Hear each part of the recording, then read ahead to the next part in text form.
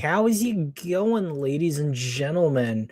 In the meantime, as we try to get things going, we may have to just re-add Facebook. If there's one thing I love so much about Facebook, it's the fact that for some reason, one way or another, it will always buck the trend when it comes to any of these live streams. So if you are watching from the Facebook end of things, I do apologize. We're not starting exactly on the same foot as everyone else. Welcome, guys. It is Zimcast 116, the first and hopefully first of many Flash fiction streams. So, what I will be doing, and hopefully, if I do have some guests coming on with me as well, we will be going through the different stories that have been submitted to me. And as I read through them, we will talk about them, sort of what I liked, what I don't like. The hope is that in the future, I do have the guests in terms of the people who have done stories, that they will also be on these panels as well to discuss the stories of the other creatives and see what works for them, what doesn't. And hopefully it's not just my opinion, but the opinions of my fellow co-hosts to steer people towards the right direction and improve themselves as writers. And while we are getting started here, let me just say hi to a few people who are in chat right now. The Mental Gens Minecraft, the World of Minecraft 4591. How's it going? So, bitches, it's the stud himself, Nico kneecaps. Intestine Inspector, how's it going? How's it going? How's it going? Good to see you, Convoy, as well. And Lau or Caskig, how's it going, my friend? And Antonio, good to see you as well, my friend. Horse and we know what you are into, my friend. Do not deny. We know it. I know it. She knows it. They know it. He knows it. And whoa, what's good, guys? First stream here. How's it going? That one Xenomorph. Welcome. Thank you for coming on. So you're gonna get to see. Well, actually, since there might not be that many people on stream, you won't be exposed to the absolute and utter chaos that is these kinds of streams when it's a whole lot of people. So that's gonna be fun. But hopefully this is a pretty informational and educational stream, as well as, like I said, we do more of these in the future. Into what? Who is she? Who is we? You speak in French? La Swiss sacre bleu. But without further ado, since I know a lot of people for some reason posted towards the stream submissions, I think what I'll probably do in the future, depending on how many stories we get, we may not do stream submissions for these streams because we want to get into the stories as quickly as possible. But I started the stream early in general with the anticipation that I would be taking a while to go through them because I want to give them the read through that they deserve when it comes to the Flash fictions. But without further ado, let's just begin, shall we? And of course, it starts in the wrong spot. I love that. That's going to be saved for later. Hey, there we go. So, starting off, we have Intestine Inspector. He has two pieces for us. This is his Gamera piece, which I really like his Gamera design here. The tattoos and stuff are pretty nice. The extra arm blades are cool as well. I will also say this tattoo right here, when I first saw it, my thought was either, I forget what it's called, and I want to say it's a pulse blade in Mass Effect, but I like, and I think of like any energy swords, I think of the energy sword from Halo, like the immediate, like these prongs right here, I was like, oh, it looks like an energy sword. So overall, cool design. I love the designs here on Gamera as well. So that's fun. I love that, as well as just generally the detailing you do here for the head of the tusks is pretty good. And you do something very similar here, which how I say it in my head is Traskaton. I assume that's how it's said. Hopefully I'm right. But let's dig deep into the design. Oh, the energy sword was the inspiration. That's cool. I love that. So we're checking out Kaiju fan fiction. Not fan fiction, Flash fiction. I'll explain the difference, because I did not want people to do Flash fiction. My hope is that a lot of the stories that people are doing expands out into works that you could publish yourself. But these are bite-sized stories, maybe in a world that you're trying to create, but something that gets the creative juices flowing, as well as hearing critique that is useful to you if you want to continue to pursue writing. Now, going back to this design here, and it's a pretty standard like reptile dinosaur-esque shape, but the tail is one thing I really like. With how everything is segmented out, my first thought was it just like everything reminds me, like the angles are perfect. So he just has a like razor blade box cutter vibe to him. And the dark purple mixed in with this yellowish gold, perfect scheme. I'd love to see you do more with this design here. I think if these had a rougher distinction between the blue skin and the claws themselves, similar to what you do with the spines, I think that would be perfect. Like, I really like it. My main inspiration behind this guy was Jin the Hod from Monster Hunter Wilds. I haven't played Wilds, so I'll have to look into it, but I do like it. Like, you did a really good job, and I assume probably, now that you mentioned that it's Monster Hunter influenced, that makes a lot of sense.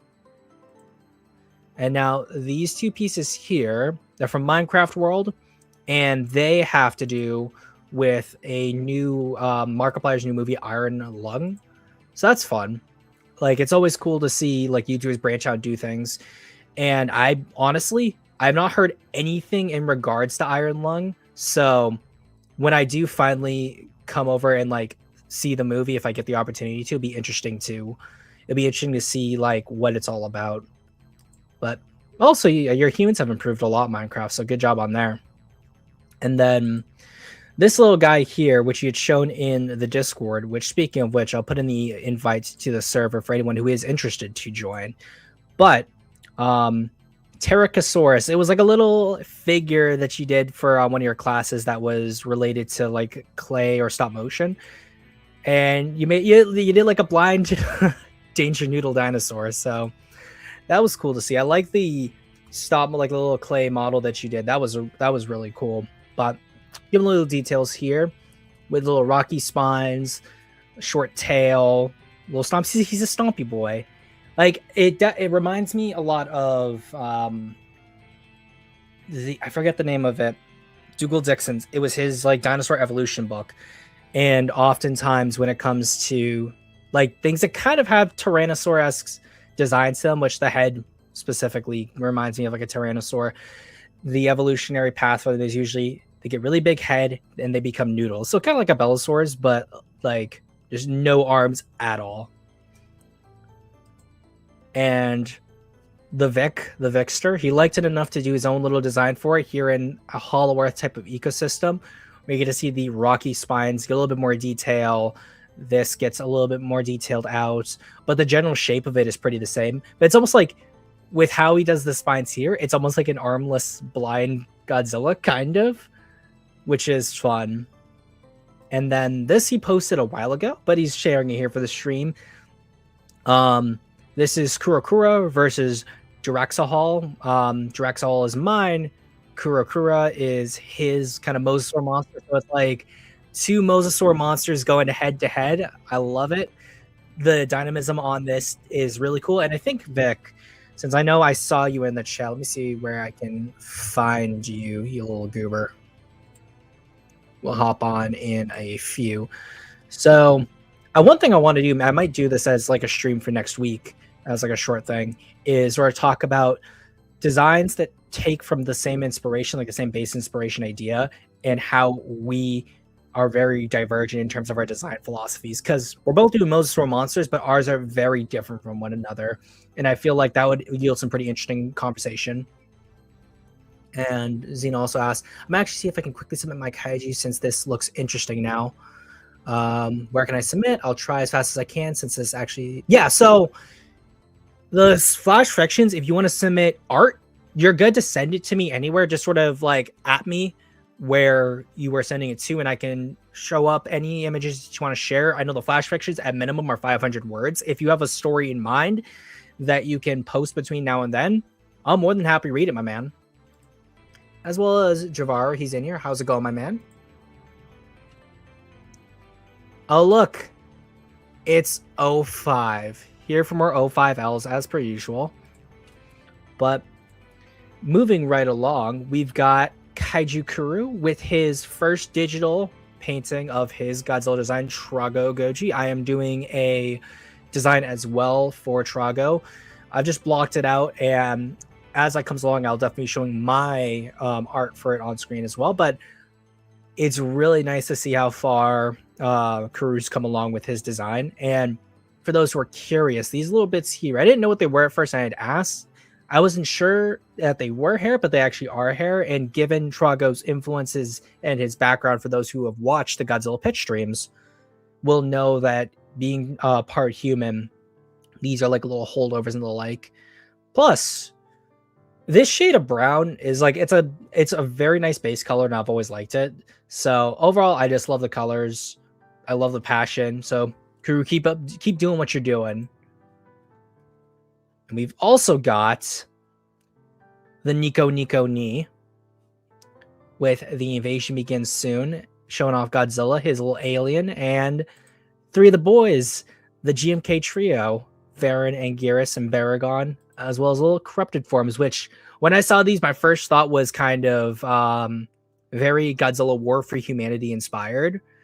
So that was cool seeing these. And like Nico always like is perfect at getting the kaiju designs down in terms of like the right shapes, the right angles for everything, but like putting them down in a way that is far more cartoony, almost Toriyama-esque, especially with the eyes. Like that's something I respect a whole lot about Nico's art. And next we've got Antonio, or Hoshi, however you want to say it. He's done actually 2 Dragon Ball designs. So he did a Goku, and he did a Vegeta, which I also like how you spell it as Vegeta instead of Vegeta. That's cool. But I'm not sure if it's just me. This isn't a knock against it. But with how the head is constructed here, it kind of reminds me of like Peter from Family Guy. I think it might just be with the eyes and the nose. Okay, I'm not the only, like, part of me in this, when I look at it, like the art itself, that is cool. Like the art itself is objectively really good, but I just see this and I say, oh, it looks kind of like Family Guy. But then the Vegeta design does not at all. I'm just curious. But between the two, I would say like I like the simple gi that you do here for Goku.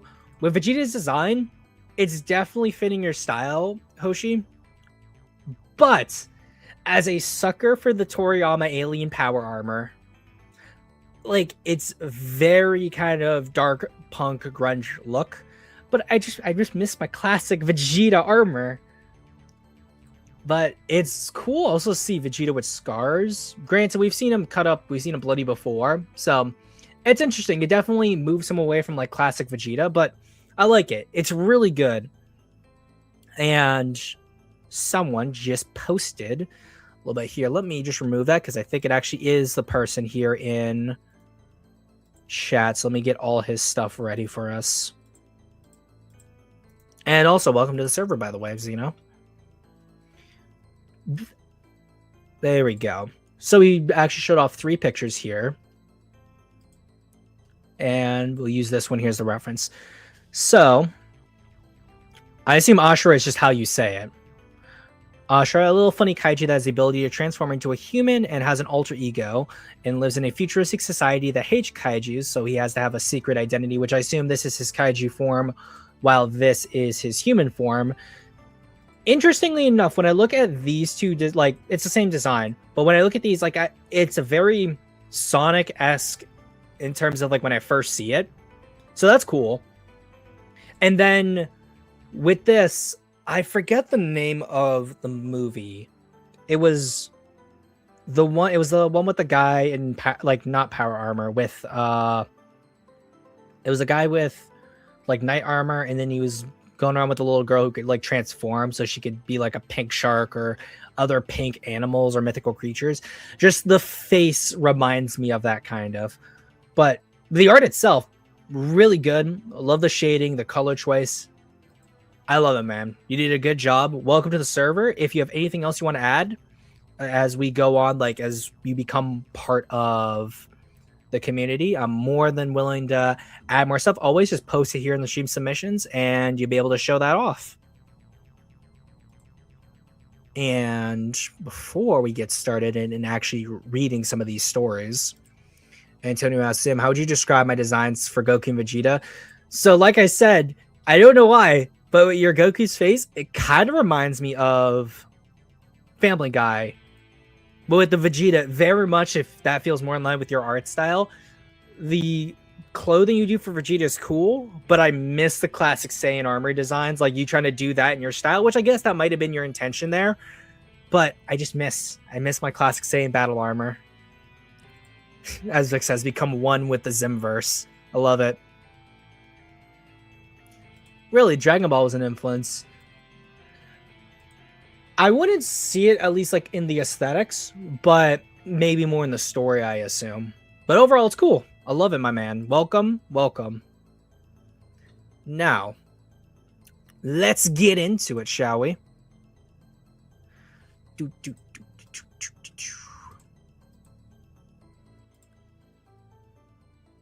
Let us pause and get that stuff off the screen.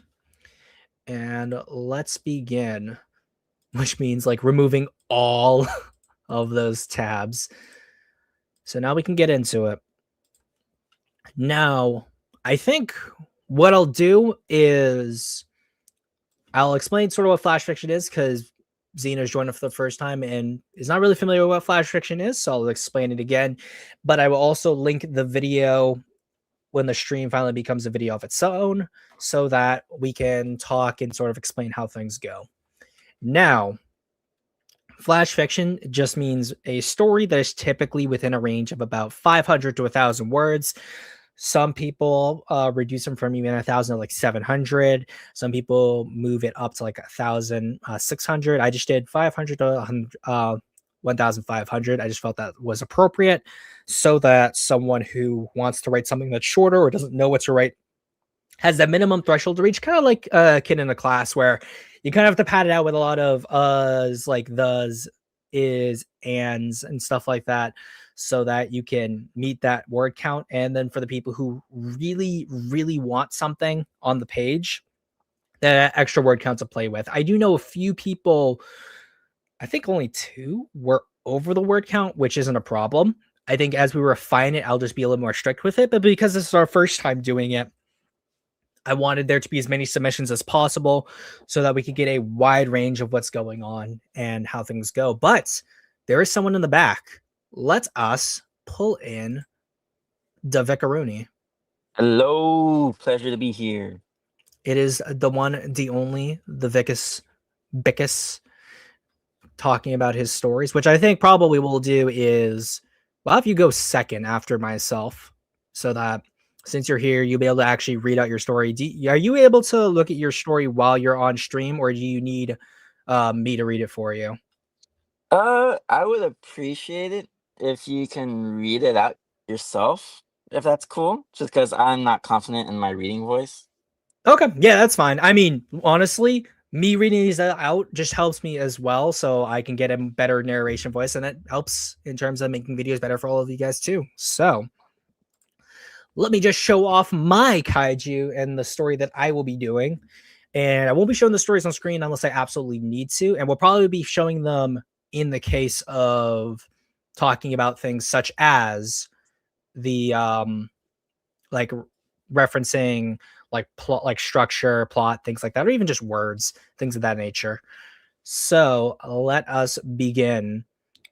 My story is called Sunset on Another Ghost Town, and it takes place in essentially the Wild West, a nondescript time, technically. So let us begin. The sheriff stepped out onto his porch. The shades he had never been seen without shielded him from the sun's glare. Now they hid his eyes from the people of his county. As he crossed the stretch of dirt between his truck and home, he turned to gaze at what was left of the building as he climbed into the vehicle. One of those things lay dead, slumped against the ranch home. its black maw driven into the left side of the house where the bathroom resided. It had him cornered, were it not for the 12 gauge that lay to the passenger seat next to him. Driving down the dark path that led to the main road, the images of him pumping shell after shell flooded his mind. As his house and the carcass that clung to it became a dot in his mirror, from the inside of his tub he had watched as mandibles splintered wood and tile to strip flesh from bone.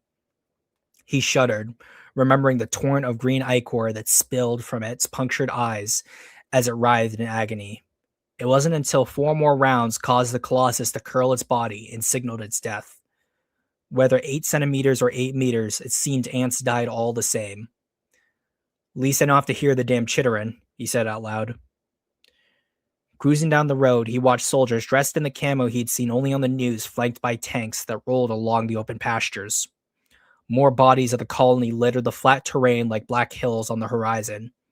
It made him feel as though he was back in Iraq, and a pit formed in his stomach. Overseas, his hope had been he would never see tanks roll across American soil. Dispersed amongst the military personnel, researchers and coveralls moved amongst the tightened bodies. The sheriff sneered as he watched them do their work. Their white sterilized form made them appear like sentient boils on the land they surveyed. And in the sheriff's mind, they were, like all transplants. Some collected tissue samples while others spooled out measurement equipment.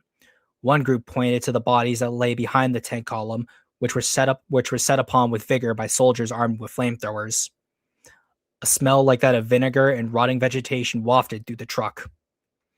The sheriff sucked in a deep breath as he continued his way into town. Main Street was littered with rows of potholes.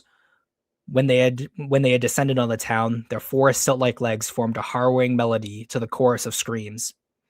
Passing by each building, he made note of it all.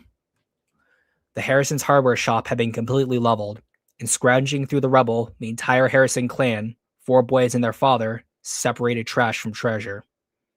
As he passed, the sheriff gave a slow, solemn nod to the father, who returned it before going back to his work.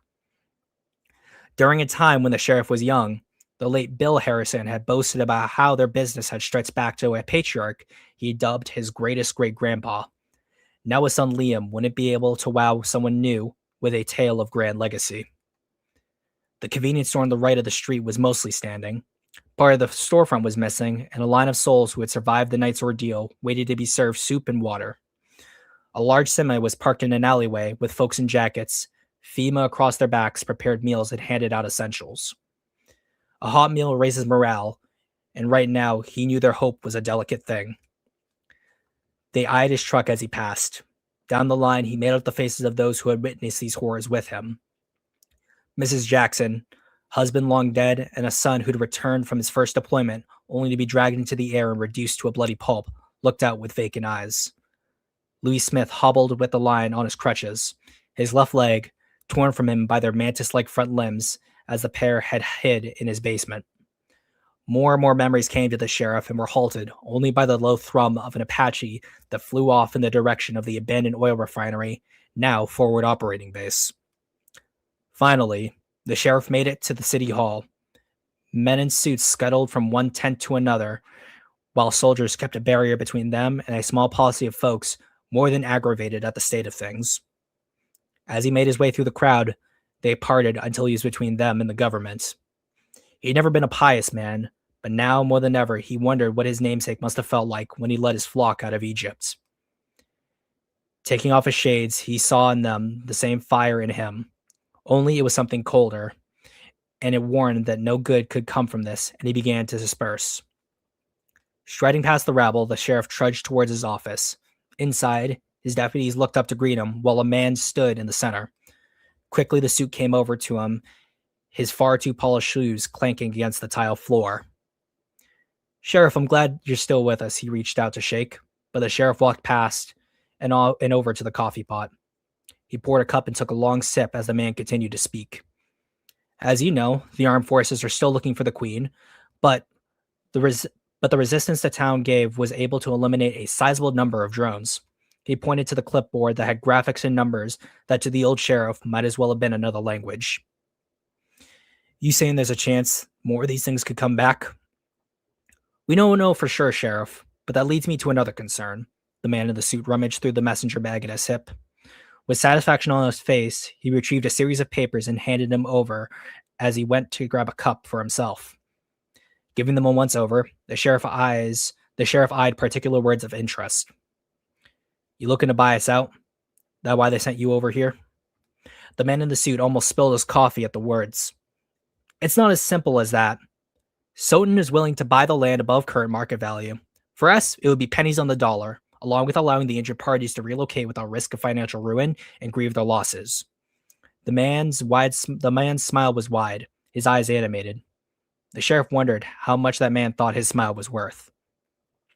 Of course, some histories might be left behind, but acting now puts into progress the man didn't finish his pitch as the sheriff connected a hook with his right cheek, sending him spinning to the ground. We wouldn't have needed this had you lot not sicked these things on my town. The man kept his face lowered as blood trickled onto the floor. These folk look like they've seen ghosts already. Now I want to turn their town into one as well. All because of some check we paid for and a prick in Washington with the right friends. And that's my story. Oh, very nice. I will say right off the bat. Let me bring him to the front. It is Kuru. Welcome on, Kuru. Who? Who indeed, my friend. Also, greetings from Florida. I am now there. You are now a Florida man? Yeah, and everyone is scared that I'm bringing the snowstorm with me.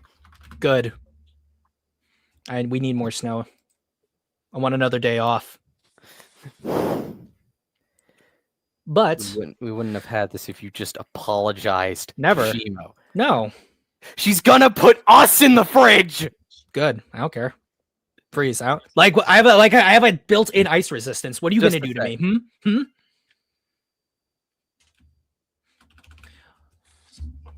But Vic, any thoughts in particular? Anything you feel like could be changed, moved around, things of that nature? As well as Kuru, I'm not even sure if you were able to hear all of it because I know you kind of joined halfway through it.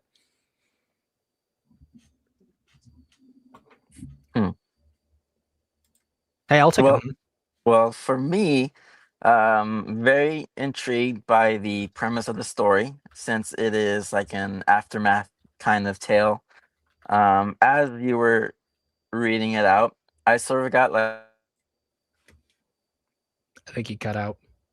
Can you still hear me? Yeah, I can hear you now. Okay, yeah, just my alarm went off right there. But I was getting like visions of just like the guy driving back to town and things like that, and like envisioning the flashbacks as you were describing them. And the way it played out in my mind is I was envisioning the guy from Landman, and then like scenes from like them and what other stories came to mind. And then War of the Worlds, I think 2005 one. Oh, wasn't on my mind, but I like that. Yeah, like those scenes where he's like walking through, especially things like the plane crash and when they're all walking around, things like that. That's sort of the visions I was getting, and I was very like, immersed in the story. I think the character of the sheriff is a pretty interesting way to look through things. Even if it's like a short story, I think it was very good for what it is and its length. Like, I would definitely love to see like what happened beforehand, and things like that. Like, definitely good. It leaves me wanting more. There's nothing I would say would really need to be added. The conversations with the last two guys or the government guy, I'm guessing there's like just a lot more backstory to that, and I can kind of get hints of what was happening. It might take me a few reads or a few re-listens to understand the whole thing, but still very good. And that's just about like what I think. Awesome. Thank you very much. Like, I know what Minecraft said, he's imagining the protagonist or the sheriff as Muldoon. Definitely not the like actor I was thinking of. I wasn't really even thinking of like a specific actor, but at least like the stories or the vibe I was trying to get from it was if anyone's watched Hell or High Water or No Country for Old Men, those were kind of the stories and the vibe I wanted to get of a old kind of grizzled, essentially like a cowboy, but you still get the trappings of modern society and him having to wrestle with the having to protect his town, but not really being equipped to, and kind of at a loss for words. And then some, essentially a city slicker, as one would put it. Okay, Mhm. sorry, I'm back. You're good. I completely have missed what y'all were talking about. I was just setting up some stuff with the people I'm living with. Cool. I didn't get much of this, but so I think I might have missed the first chunk of the story. Just to see if I'm understanding, this is dealing with like a group of people who are upset over the fact that like the land that they've been living on is being bought out. That is part of it, but they're being bought out by the same company that like unleashed these monsters in the first place. Okay. Yeah. Because that's the comment that he makes at the end, is that they wouldn't have been in this situation had you not sicked them in the first place. And the only reason why they were able to make these creatures in the first place was because of their tax dollars. So they're like angry about that, or at least the sheriff in particular is angry about that, having been a veteran himself, because he directly mentions being in Iraq. So it's a certain time period, but he also mentions that he had seen the new uniforms on the news, because there's a distinction, for those who are aware, between the uniforms that we used in the Gulf War versus the uniforms that we use now in the War on Terror. So it's sort of like for him almost seeing the war come to like the home that he had been fighting so hard to protect in the first place, and essentially being screwed over by the people who are supposed to protect them. Yeah. I really like a lot of your more politically involved stories. I don't know. The way you approach them, I think, is simultaneously. I just feel like you cover a lot of bases that I feel many stories that want to be political these days fail. I appreciate, like, it's funny because I kind of cringe when someone says, "Oh, your story is like very political," and it's like, it's not trying to like send a like specific message. It's more, I want to like discuss a topic, and then whatever the audience themselves gleams from it. I would like, the dream for me is that if someone asks me to fill out more things going on in my world, or like what are the implications of this or that, I can then explain it, rather than being like, this is definitely an allegory for this or that, and I'm like, not exactly. But I like the I like what you said there. Yeah. I like the design. ZMA20. Yeah, so XM is XM just is it's experimental, it's the designation for experimental weapons. A20 is that it is the like alpha, and then 20 is the 20th subject. So these are part of the alpha program, but these are the 20th like tests that are actually successful. So that's why they have the designation XM820. Were these ants inspired off of the ones from them? Yes, so they are inspired off of the ones from them, which is why the setting is in the West, specifically New Mexico. Because I wanted, all you had to do to beat the ants was just give them a bit of the blue shit.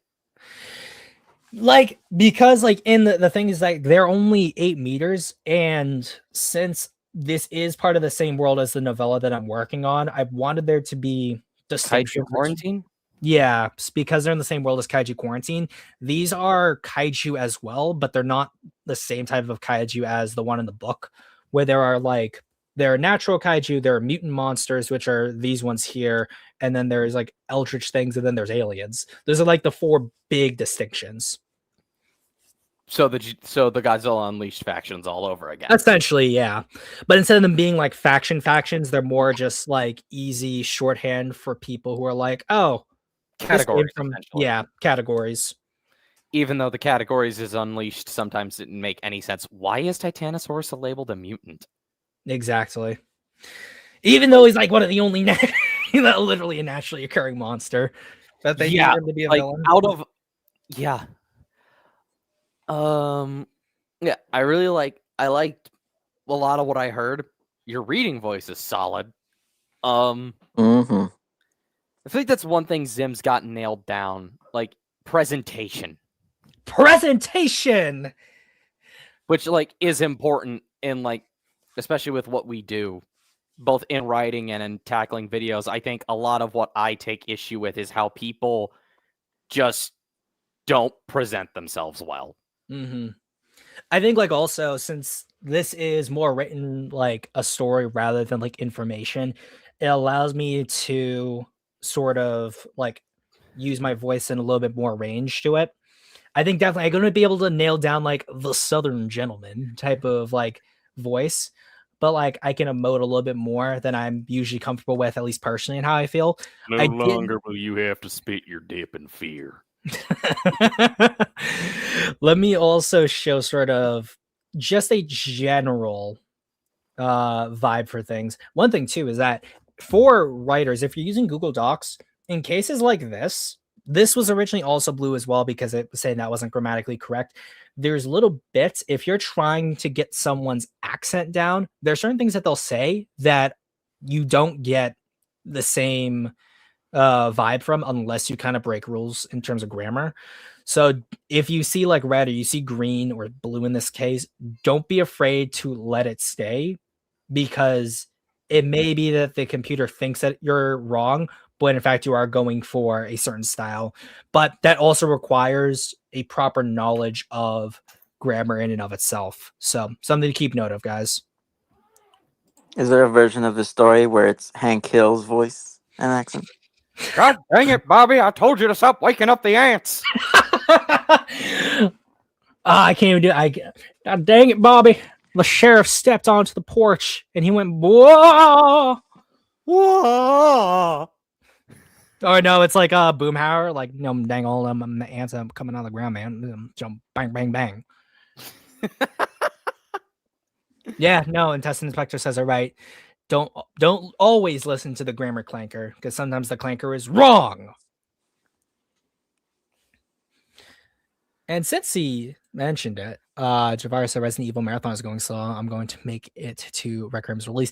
Resident Evil is kind of an influence on the series in a small way. I don't want to like copy it one for one. But Resident Evil games are like maybe 8 hours long at most in Test Inspector. The fuck are you doing?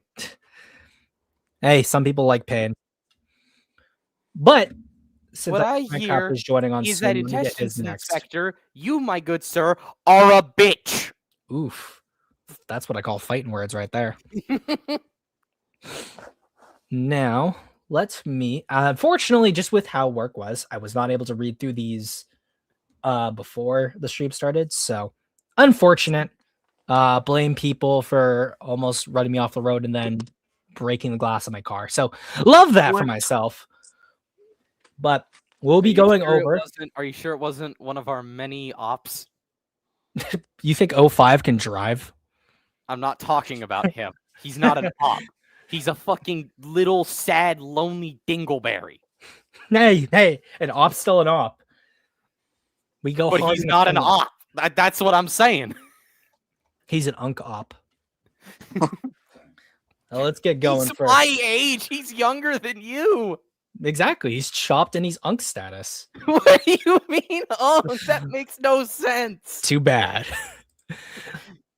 Now, let us begin. So, Nia's first, I assume it's Magna Cole is how you say it, Minecraft. You'll probably correct me when you come on. But is Nia's versus Magna Cole a Kaiju Flash fiction? The crowd scrambled from the arena, backing and pushing into each other, turning the streets into an echo of frantic screams. The population of San Francisco charged towards the underground shelters, pushing each other out of the way in the hopes of getting to safety. The kaiju let out a howl, which echoed all throughout the buildings nearby. Glass shattered and fell apart as downtown San Francisco shook. As if a living earthquake had struck it, and by all means the city functionally had, it clawed its way out, lumbering through the arena, a roughly 1 kilometer wide flat area that separates the city from the bay, designated specifically for kaiju interventions. For less than a decade, San Francisco specifically had been under attack by giant monsters, or kaiju. Nobody really knew why, though most could give a pretty solid guess. The kaiju soon finished its climb onto land, shaking the remaining water off of itself. It stood in a squat quadrupedal stance, akin to that of an ankylosaur or turtle. Its skin was a dark yellow, glistening with an amphibian look, with patches of rubber like armor that lined the bottom jaw, causing it to jut out and wrapped around the calves of the front and hind legs like cuffs. The head was draconian, with a boxy, blunted shape, and along its back and tail was a shiny silver armor. 3 diamond-shaped spikes along the back, and the tail slithered in a mechanical manner, ending in an axe-like head. Spikes of the same armor jutted out of the head and out of the front's elbows. Codename Magna Cole. Height 70 meters. Magna Cole let a reverberating howl, sounding like a gruff roar of a bear mixed with an echoing foghorn. He was slow but hefty with his movements, his 2 clawed saurian feet stomping like a turtle as he adjusted to the feeling of being on land. Suddenly, a loud boom echoed from the sky. Fighter jets soared above the San Francisco skyline, locked and loaded with heat-seeking missiles. Sleek, darker brownish gray V-shaped machines, there were 5 of them, flying in a pentagonal shape. Their target, Magna Cole. The first one fired 2 missiles, both of which charged towards Magna Cole. The kaiju watched curious and confused, that is, until both of them struck him right in the cheek. From there, curiosity turned to fury as the creature let out a wrathful howl. The next two jets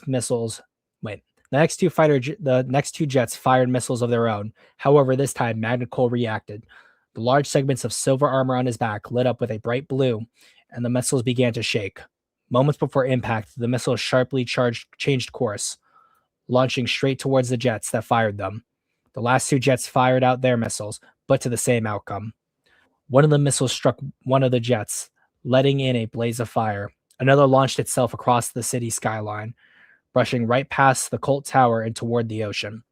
The sky became chaos as the missiles streaked toward their target, launching across the sky, threatening to hit a building at any second. And soon, they did. Buildings were struck and lit on fire, causing the remaining people on the surface to scramble away from the debris.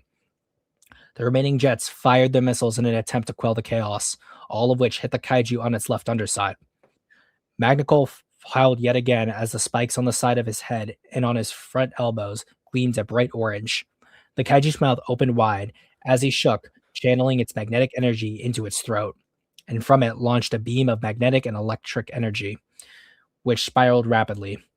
The jets flew out of its way, but the beam itself began arcing, charging straight toward one of them, striking it in the wing and incinerating it immediately.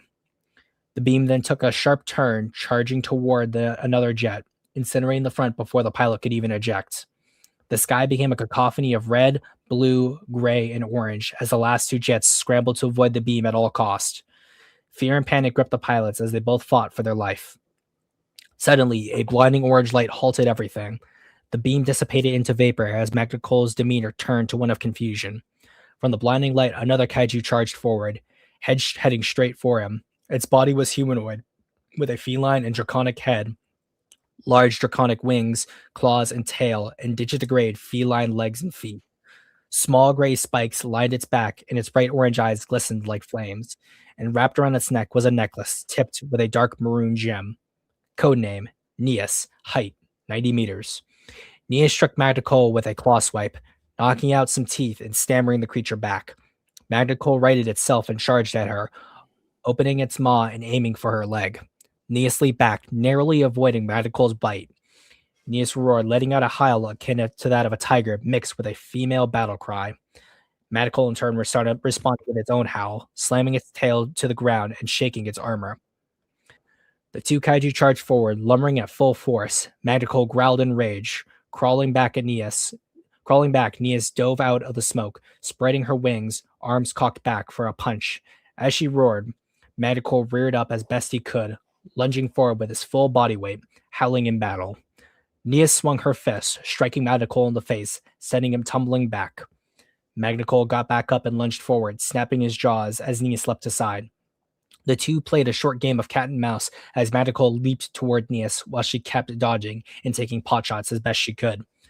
Suddenly, Magnicole got lucky, biting down on Nias's tail and slamming her to the ground. He swung around and lashed at her with his axe-like tail, scratching a light scar into her, sending a powerful static shock that knocked her back. Nias crashed to the ground, sliding across, kicking up clouds of dust, dirt, and debris. Magnicole launched its magnetic beam at Nias as she started getting up. Nias immediately launched into the air as the beam arced to follow her. She spun around, trying to lose the beam before ultimately charging towards Magnicole. She ducked away just before reaching him, and the beam struck him along his silver armor as it turned, charring it and causing him to roar in pained fury. Nias turned around and slid on her heels, skidding to a stop as the dust and debris settled around it. Magnicole shook, reeling from the force of his own beam striking him. Nia shook off the dirt on her fur as she rose to her feet. She stood tall and inhaled deeply, a bright orange glow fuming from her mouth.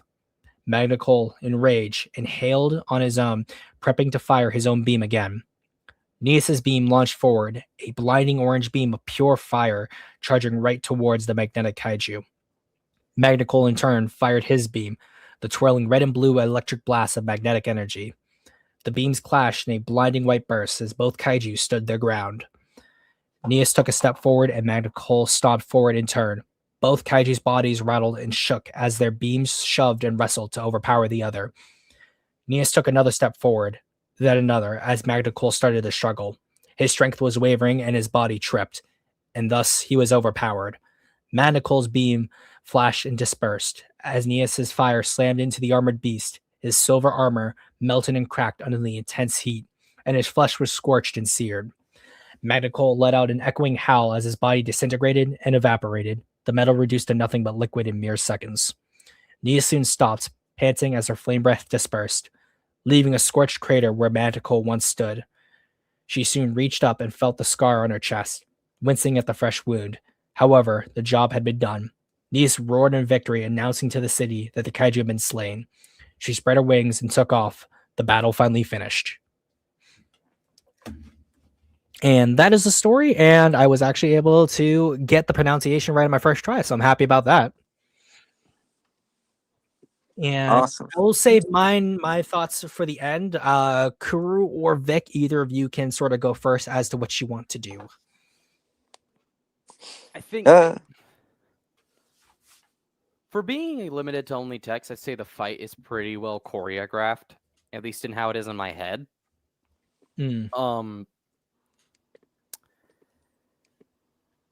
The most thing I can say is, yeah, he writes the fight in a very dynamic way, and I think I like Magnicole's design. The use of magnetism makes me think of like Monster Hunter Frontier, because that's a gimmick in that game, is that some monsters have magnetism as an element, but he's got a very unique power set. I don't often see uses of magnetation and whatnot used, and I wish there was more. Given what we know about Nias, I think something I would have liked to see is more of Nias actively trying to limit the damage done to the city during the fight. I feel like the setting kind of gets lost because of the solely writing the fight, which maybe that could have come due to the word count limitation of this Flash Fiction stream. I don't know, but it was just something that I observed.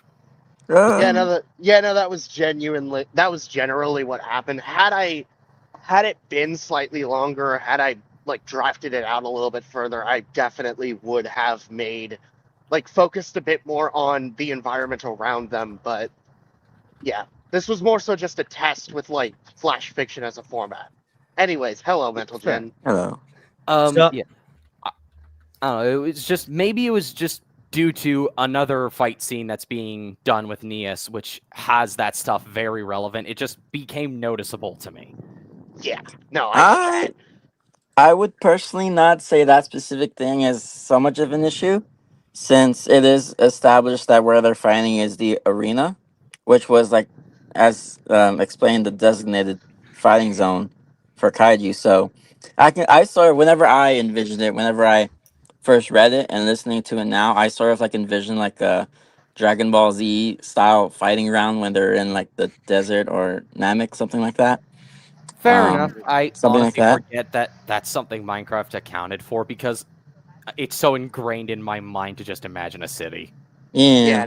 Yeah, no, it's like it's kind of difficult. Like even I have fallen into that trap I before think when like this is just some advice, less an actual issue. Something you could do is describe the layout of the arena. I Like, I know I did in an earlier draft. I just the hard part or was like trying to draw simplify the it. arena itself to showcase what it is. I actually did draw the arena at one point for school. When for last semester when I was designing Cathreftis, when I was doing the redesign for him. So I so yeah, I'll probably do like a proper map artwork at some point, but yeah, most of the issues I had was because of the word count. Like I tend to go in a lot of detail if you couldn't tell. Yeah. Um Something I guess would do have some advice that I think could help is like whenever I write my kaiju stories, I always like to think of same thing with like the environment and stuff and how I can use that with the wordplay of the fight.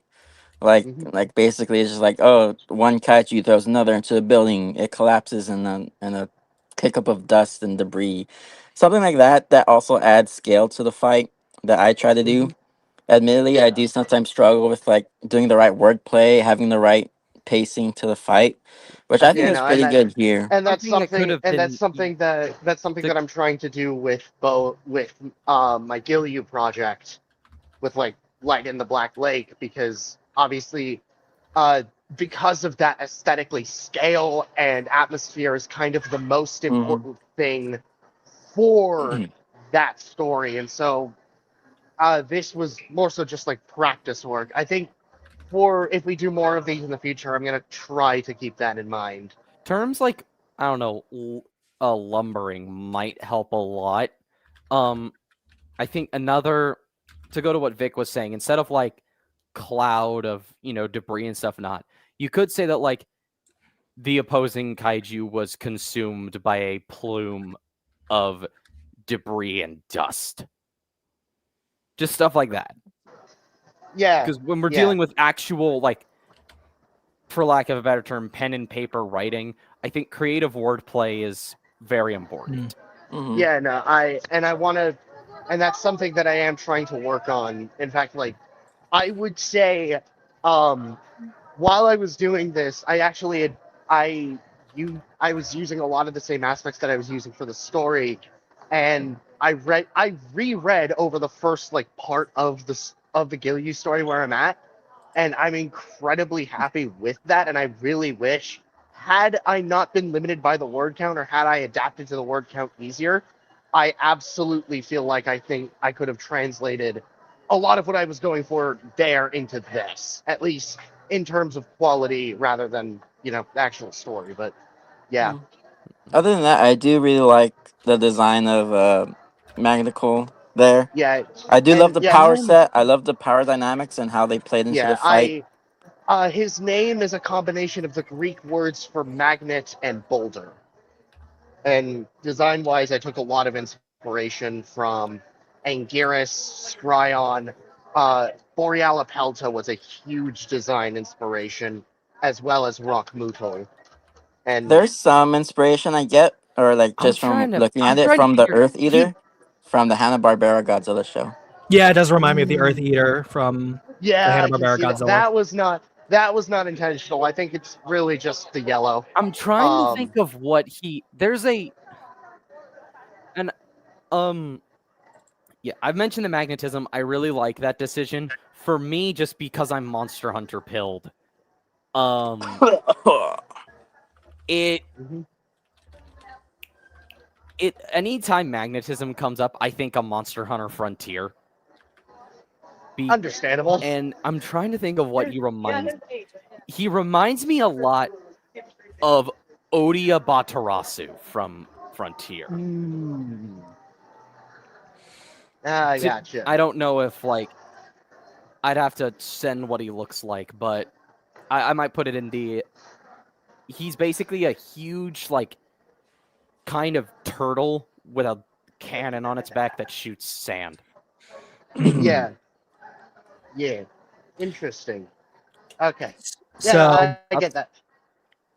I appreciate that you guys gave me enough time to work on this. In the meantime, did anyone want to say anything before I kind of give some thoughts? Yeah, no, go ahead. Okay. Let me remove this and then I will show it off here. So, one thing I noticed a lot was a lot of reused words. So you have fired used in this paragraph alone is used 3 times. Mhm. And then in this one here, you use fired essentially 3 times. Yeah, I'll say 2, just to be fair, because it is you have fire here, but then you have fired these times all here. Mhm. And you also use it pretty frequently here as well. And with how small these paragraphs are, you'll notice the reused words a little bit more often. Mhm. So that's something to take note of. Another thing, and it's right here, especially in the later portion of the fight, you're using Nias to start out the like every single new paragraph, which I think could work better if the focus was on her as a character rather than the fight. Because after someone reads a paragraph, they go to the next one. With again how short these are, it's gonna that repetition is gonna be very common in their mind. So just something to keep note of as well.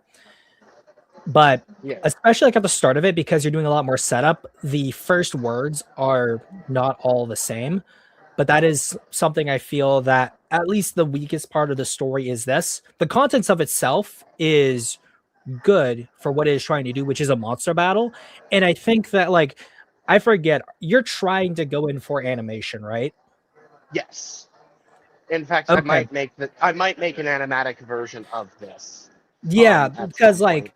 when I'm reading this, it feels like you're writing it as if you're animating it in your mind, which I think as like if you are a Yeah, no, creative director, like you that are was go. that Sorry. was that was kind of what I was doing. In fact, like, and Zach Cole, when I sent it to him, he said a very similar thing. Mm-hmm. So, Like I think that like this is very good in the sense that if you are trying to like get down the main plot points for an action set piece in something you were animating, it gets across everything you're wanting to do without too much like detail or words in a way that give flair to prose versus animation where it's the visuals themselves that are doing the heavy lifting, yeah, if that makes sense. Like an yeah, example I wanted to do yeah, no, I get is that. let me go, where was it?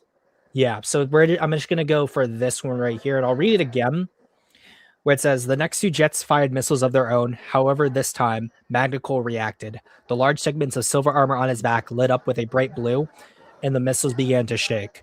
Moments before impact, the missiles sharply changed course, launching straight toward the jets that fired them. The last 2 jets fired 2 of their missiles, but to the same outcome. So, like, that's another thing here is that you're using 2 Fine. right beside each I'm other as using well. fired back to back. Using fire back to back, missile is used a lot.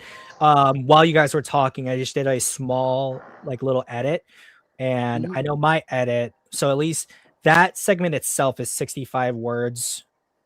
My edit is 47 words. So I'll just sort of show what I did to tighten it up. The next duo fired their heat-seeking payload. However, Magnicol reacted. The back armor became alight with blue energy. The roaring salvo began to shake. Before impact, the missiles sharply changed course. Their targeting now hijacked. The remaining pair launched their ordnance, but to the same outcome.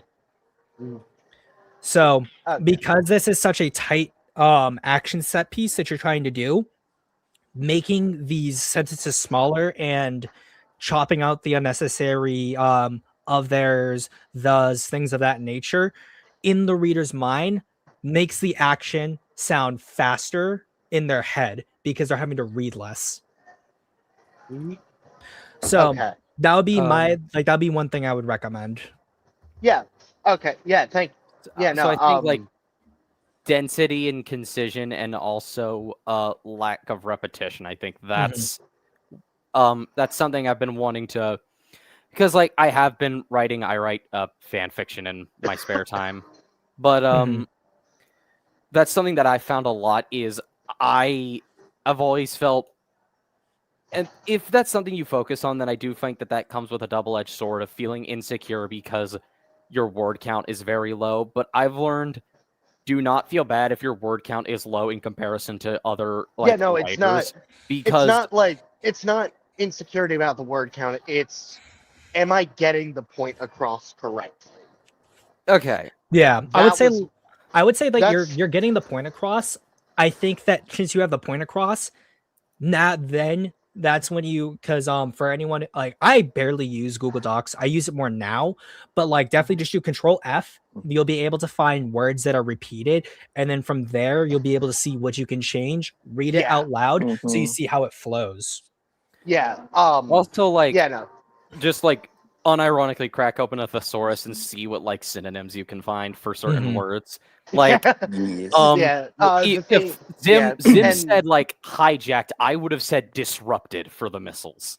Mm. 'Cause I think Disrupted, like, and that's the thing too, is that like whatever the author wants to use for the words is going to have a different meaning depending on who's listening to it. The reason I use hijack instead of disrupted is because since he's using the power himself on the missiles, he is now using them for his benefit, rather than him just kind of like when I think I missed it. Does he disrupted- redirect them back towards the jets? Yeah. Yes, Yeah. he does. Okay, So, never like- mind. I'm an idiot. So yeah, hijack does make sense, but I would have said like, I guess then because when you say disrupted, I think it's more like an EMP. I suppose that would be a better use of that. Is if like you were describing the EMP of say the Mutos. yeah, Yeah. Yeah, But, hijacked. like, no, I would have he's- probably done something along the lines of the pale blue light emitted when coming into contact with the missiles disrupted their direction and were redirected back towards the jets. Yeah, the reason why I said they're targeting now hijacked was also because in his original paragraph, he says he specifically had mentioned earlier that they're heat-seeking missiles.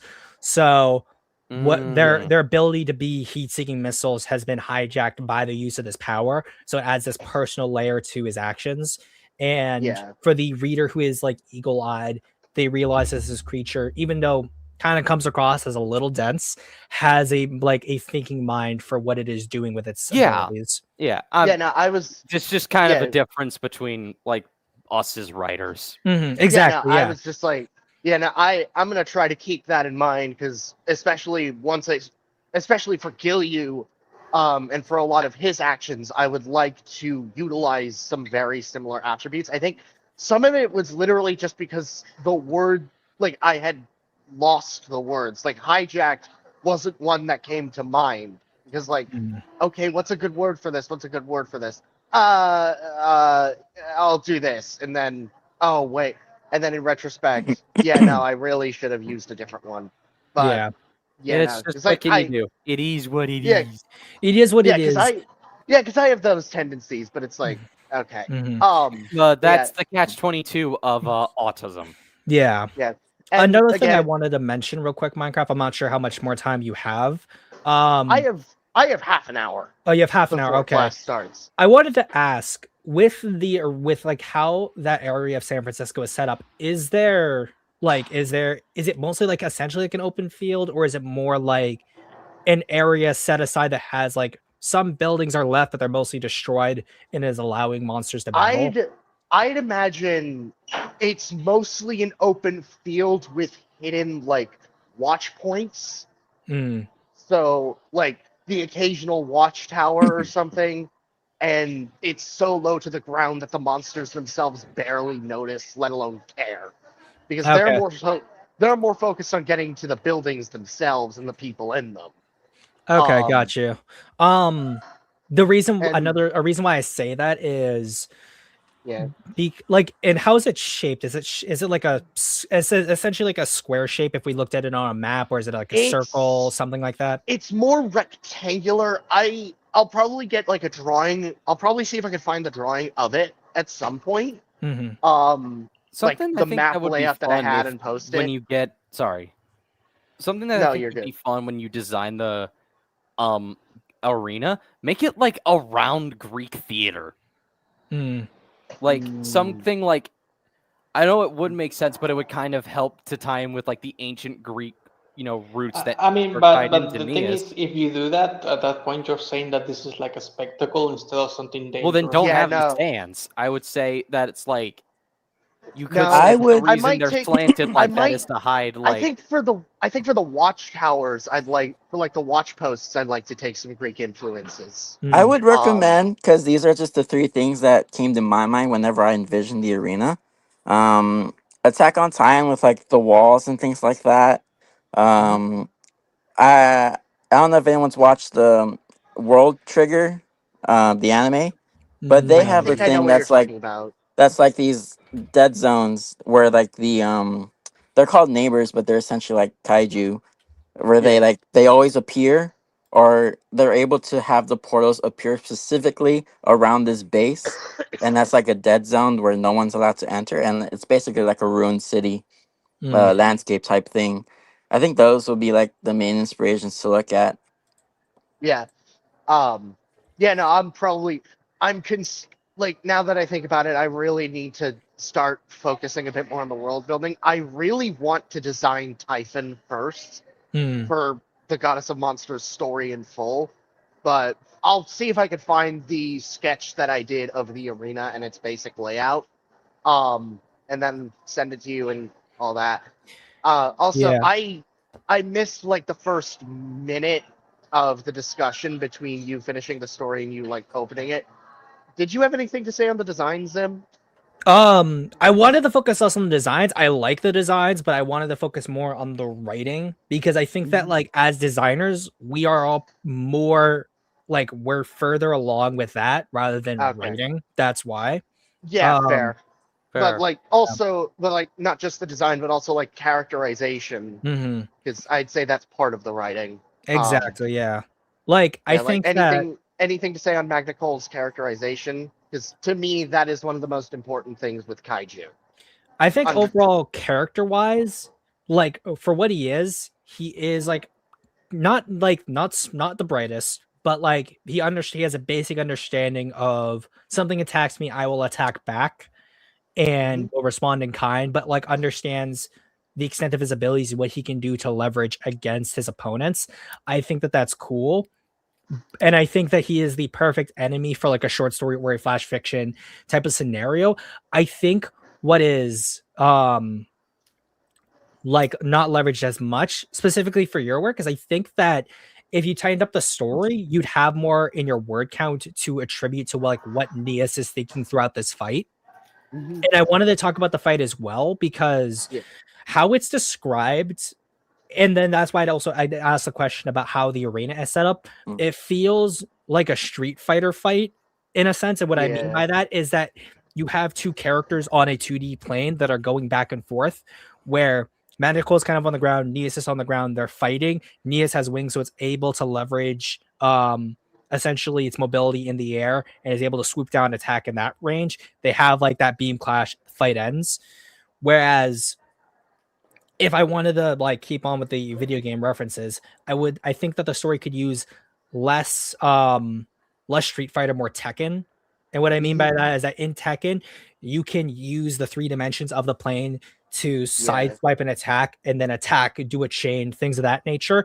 I feel like with how let me just bring up the images again. Like With how the way I was imagining the fight was something more along the lines of like Giga Bash's fights, where you have that open field, you have the various attacks, and you're just like running around from a specific angle. yeah, like I think that like with how Gigabash is set up, it is designed to be a game and it has some dynamism to it. But I think in the nature of prose writing, you should add more descriptors as to how Neas changes directions and is able to fight around Magnicole, because I think that with how stocky is, he's not going to be moving too much, and with Nias, how she's described as um more sleek and slender, having her strike in these odd angles and telling the reader how she is like maneuvering herself to get at a weak spot sells Magnicole's defenses, but also sells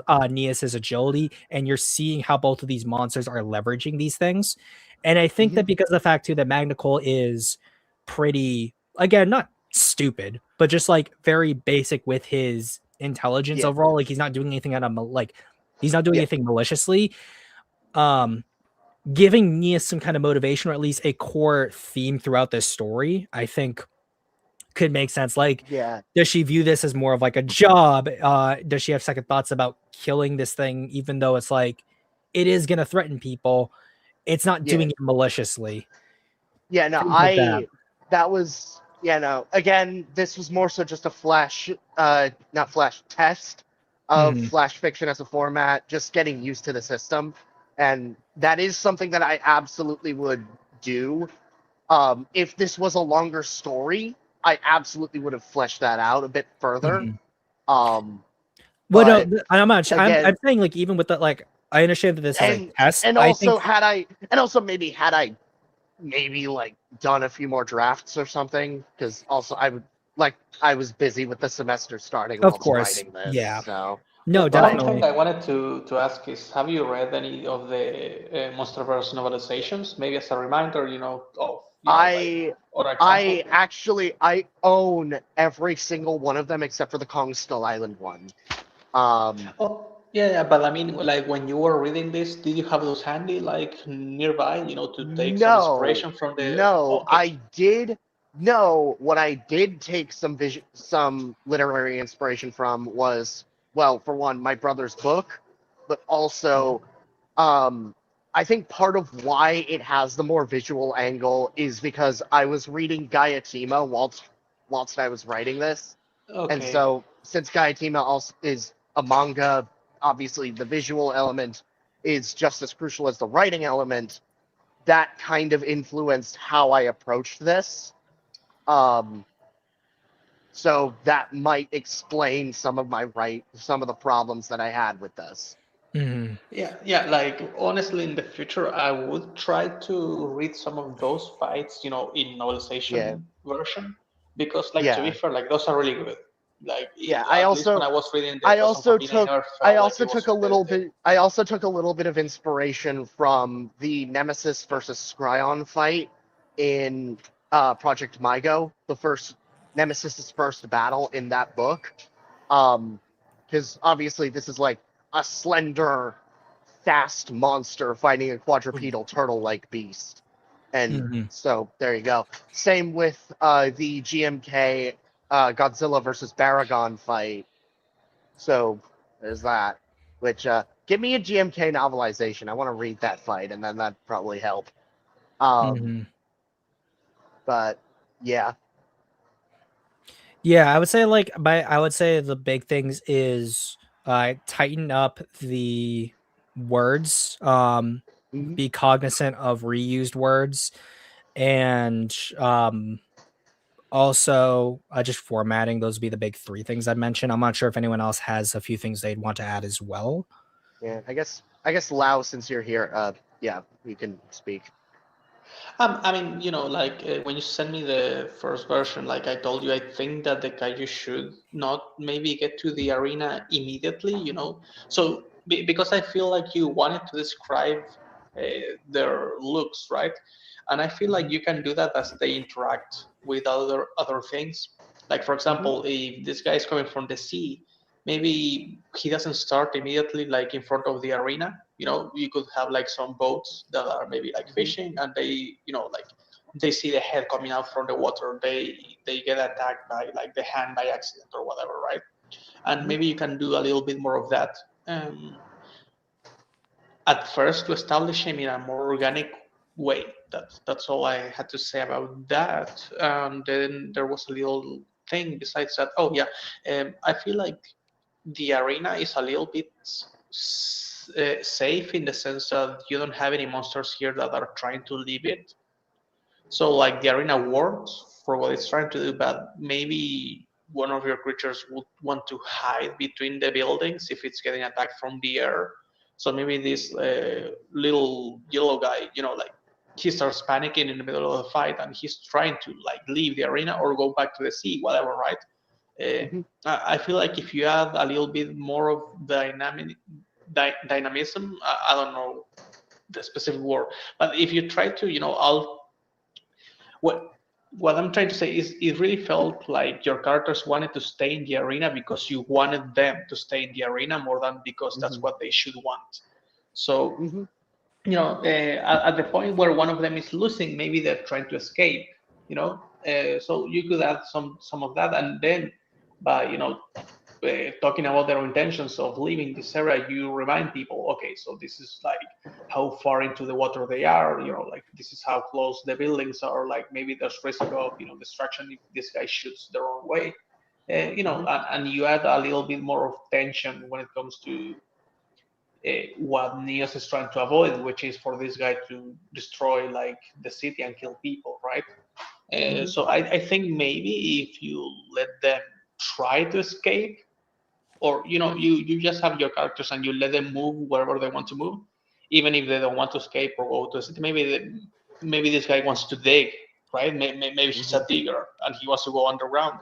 That will give the fight a little bit more personality in a way, Mhm. and also it will help you describe the environments uh, in a more with more variety, basically, because you're doing different things. The characters are doing different things, and therefore you get to different places.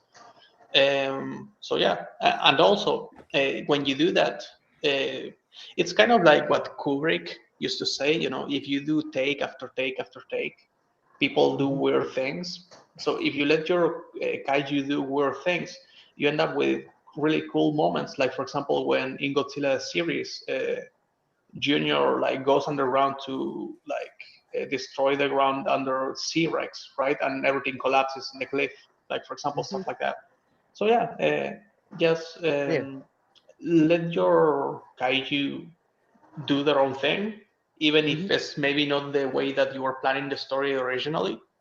And yeah, a lot of Yeah. interesting things could happen that way, and also you can use it to describe the environment in a more organic way, or their appearance also. Gotcha. So yeah, All right. Thank you. you're The welcome. no, I think I am personally speaking, I'm relatively satisfied with the story itself, but yeah, no, looking back, I really could have done better. Again, like I said, this is a test for the format, just getting used to it. But I mean, I still had fun writing it. Like, Yeah, I, yeah. Don't I love, and don't worry. I think that none of us were used to the format. Like I wasn't. yeah, no, yeah. Well, Zim was, but still. Um, but yeah, no, I'm glad I made something with my character. I think next time I have another idea for a flash fiction story that I might just write on my own, or I might wait until the next one to do it, because obviously Gilyu and my essays and all that. But hey, we'll see where this goes, right? Yeah. Yeah, no, there's always room for improvement. Yeah. I like how Nias pulls some 98 style moves. Yeah. I'm very happy with the beam flash at the end. Like, I come on. I wanted to end it with a beam flash. It's awesome. Uh, but yeah. Um, Anything? I was gonna say Yeah. before we continue, I was probably gonna do Vic's story next, Cruise, and then Lau is gonna be up next. Before we do that, I'm not sure, Lau, because I know I saw you in the chat earlier. Did you have any thoughts about my story as well? Because I always want to hear criticism from people about anything that feels off as well.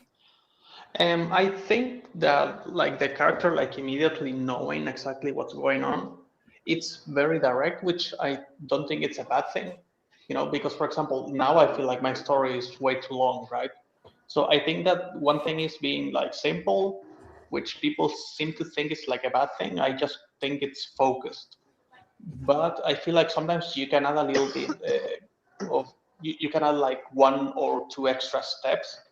Like for example, you could like if the sheriff didn't immediately know that this guy, is basically like a rat, if there was like a hint, maybe, like that he catches on and he realizes, oh, this guy actually sent these things, right? Like it was done on purpose. If it was a little bit more subtle, I feel like it will be a little bit more dreadful because you realize that these people are like, not only they don't really care about anyone, but also like if you don't pay attention, they will literally like get you, and you won't know until it's too late. So, maybe having like a little bit extra of those like mind games or like a realization later on, maybe even after the fact, like the guy doesn't even get to punch him in the face or anything. By the time he realizes what's been going on, maybe when he's going back home, right? And maybe on the road he notices something on the corpses of the ants or stuff like that. I don't know. Then he realizes what's been going on, and now it's too late. You could have different options, but if you go with what you went, I will just maybe make it so that it's more subtle, and when he notices, it's because of a specific thing that we can catch on, and maybe the reader at the same time as the character can realize, oh shit. But that's like something that's like, it's not the right choice, it's just a different choice. So, yeah. Well, no, because I think that like with how the story was set up, you are seeing it as an after event, so the characters already have a bit of foregone knowledge before the events of the story happen. I could definitely move it in the direction you're thinking because I still have about 300 words to play with, so I could extend the dialogue there as well as even tighten up some of the scenes even more to have that as a as a twist there, because I think that is an interesting angle to go on. I am going to be heading out. Class is starting in about 8 minutes. So yeah, I'll shill real quick. Find me on YouTube, find me on Instagram, find me on Kara, find me on Blue Sky. I have an Iron Lung stream on the 14th of February, and then I want to do the GMK stream either the week after that or like before February ends. I want to do the GMK stream before the end of February. So yeah. And go, and speaking of which, yeah, go watch Markiplier's Iron Lung if you can. I'm gonna be watching it tomorrow, and I'm very excited for it. So, yeah. Take care, Mental Gen. Peace. Peace. And Bye. then there were 4. So let me move over Minecrafts and we will get to the next one, which is It Came From Beneath the Cove by the Vicaruni. Awesome. I love these titles, like the classic like reference almost to the 50s. It came from outer space and stuff like that. He as well as he has a very pulpy design too, so I do like it. It definitely feels like something you could see coming off of like a 60s, 70s comic cover. Alrighty, let's get it on. The sun had set over the busy beach of Sandy Cove, and festivities were in full swing. Kyle, captain of the football team, was hosting a party at his beach house to celebrate tonight's win. Next to him was Jack, his best friend, who was throwing a new batch of wood into the bonfire. From there, Jack saw Mary on the other side of the party talking to her friend, Darlene. Mary was as beautiful as ever, with her dark black hair and striking purple eyeshadow. It was intimidating yet alluring. He stood there, hot dog in hand, staring from afar. You gonna eat that or keep staring at her? Jack jumped back. Geez, Kyle, don't sneak up on me like that. I literally just walked up next to you, dude. You were mad creeping. I wasn't creeping, I was just yanking your chin, dude. Anyways, If you're not going to eat your hot dog, give it here so you can talk to her. What are you talking about? You've been crushing on her since freshman year, my guy. About time you make your move. Well, I guess. There you go. Now I ain't going to leave you flying solo, so I'll help you out. Huh? What? Kyle dragged Jack over to where Mary and Darlene were hanging out. You don't have to do this, really. I know that's what makes me such a great friend. Kyle pushed Jack over to where Mary and Darlene were standing. Hey guys, what's up? Enjoying the sights mostly, Mary said, sipping her drink. Glad you guys like it here. Kyle turned his attention to Darlene. Would you like a personal tour, Darlie? Here I was thinking you didn't have any ulterior motives. Darlene gave a sarcastic smile as she took his hand. You guys can join us on the beach later. Kyle led Darlene away and gave Jack a sly wink. How you been, Jack? I've been good. I'm really glad you could make it. Mary smiled at him. I'm glad I could too. Want to take a walk on the beach? Before Jack could say anything back, a scream erupted from the shore. Everyone looked to see Kyle and Darlene running away from a massive shape emerging from the water. Its long body was silhouetted against the moon, twisting like a large snake. What the hell is that? Mary asked, dropping her drink. Kyle ran with Darlene at his side. Run, get back inside. The massive creature slithered its way further onto the beach. Gaining on Kyle and Darlene, it again reared up and loomed over the two, ready to strike. Kyle pushed Darlene out of the way before the creature slammed its body onto the soft sand, sending plumes of dust into the air. He grabbed her and ran towards the bonfire. Jack looked back at Mary, who was still in shock. He grabbed her by the shoulders and shook her gently. Mary, we gotta go. Now. They started running towards the house with the other two following close behind. Everyone else started scattering in all directions. A few went for their cars, but the creature stretched out its body and smashed into the vehicles. Once it hit the ground, it coiled its body back towards the shore, snatching anyone unlucky enough to be on its path. There was no escape. The creature reached into the water, giving the teens enough time to take shelter inside the house. Jack and the others were still outside, watching the shore as the surface of the water began to rise. From the dark depths of the cove arose a strange beast, a large head like that of an amphibious leopard seal, with a body like that of a snail, armored with a sea turtle shell. The creature from before was just one of its creature from before was just one of its 6 arms that were stretching out of the water. With its long tentacles, it dragged its body onto the sand and towards the beach house. Kyle ushered everyone in for shelter. The beast roared as he shut the door behind him. Inside, everyone was hiding under the tables or in the closets. Jack looked outside the window to see the monster circling the house. We gotta do something, Kyle, Jack said. This house isn't gonna hold up against that thing. Well, what the hell can we do? We don't have any guns. Jack thought fast. Doesn't your dad have a flare gun? Shit, you're right. Where is it? Should be in one of those closets. The wall suddenly burst open as one of the beast's tentacles crashed through. The gang all ran in the living room where some of the other guests had been hiding. The massive appendage coiled around the corner, looking for something to catch. Mary grabbed a broom and snapped out of the brush. With a quick thrust, she plunged the makeshift spear into its skin. It recoiled in shock, knocking her onto the floor and slinking back around the corner. Jack ran up to her, helping Mary get up and run to the other side of the room. Kyle took Darlene to the closet where the flare gun was and dug through the clutter to find its case. After rummaging through, he finally found and got hold of the case and called out to Jack. The beast let out a tremendous roar as the roof then collapsed on top of them. Another tentacle slithered through, snatching up a poor soul and pulled his body back up. A piece of the roof came loose as the tentacle left, falling towards Darlene. Kyle pushed her out of the way, getting himself trapped under the rubble. Jack ran to his side. Kyle, are you all right? I'm okay, he coughed. I got the gun. Take it. But I can't. Yes, you can. Hurry up and go. I'll be fine. Kyle handed him the gun. Jack took a big gulp and ran out through the back. Mary followed him. What are you doing? Jack asked. I'm not going to let you go out there alone. All right, just stay close. The two made it outside, running into the front yard. The bonfire was overturned and the flames were beginning to smolder. Jack loaded the gun and aimed it at the beast. It loomed over the house, wrapping its tentacles around the exterior walls. One of them held the person it snatched over its gaping maw, letting go and dropping them into its mouth. Jack watched in horror as it swallowed the poor guy whole. He was mad, yet so terrified. With a shaky squeeze, he pulled the trigger and fired a shot. The red streak whipped past the beast's head, exploding right behind it.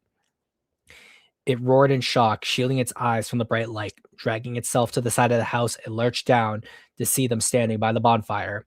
The beast snarled in anger, baring its teeth. This thing doesn't like the light.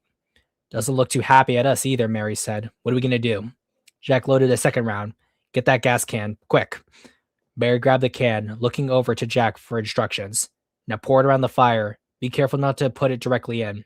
She proceeded to quickly douse the area in gasoline as the red glow in the sky began to dim. The beast started to drag itself toward them, inching closer. All right, let's go. Jack grabbed Mary and ran in the opposite direction. The beast stretched its head with its maw agape, ready to snatch them up. Jack suddenly stopped, dead in his tracks. Why are we stopping? Mary asked in a puzzled voice. It's going to get us. Not today. Jack aimed again and fired his second shot. It flew straight ahead, hitting the bonfire. The flare exploded, igniting a chain reaction of flames that erupted upward. The beast's head became engulfed in a plume of fire that stopped it dead in its tracks. It roared in agony as it was blinded by the red-hot glow. The tentacles frantically dragged its body away from the fire, back beneath the dark sanctuary of the cove. The two teens fell to the ground, holding each other tightly. They watched as the sun slowly rose over the horizon. Mary let loose a few tears as the shock wore off. Jack held it together, letting her cry for a moment on his shoulder. Getting up, they walked back over to the house, where they were relieved to find Kyle standing with the help of Darlene. You guys did it? Kyle yelled, holding his side. Don't yell, Darlene said. You're banged up pretty bad. I'll live, thanks to them. I'm glad you're all okay, Jack said, hugging Kyle. Mary and Darlene came in to join them. They could hear sirens blaring in the distance as they regrouped outside the yard. Jack looked out onto the cove before leaving the beach. He wondered what secrets hid just below the surface, watching them.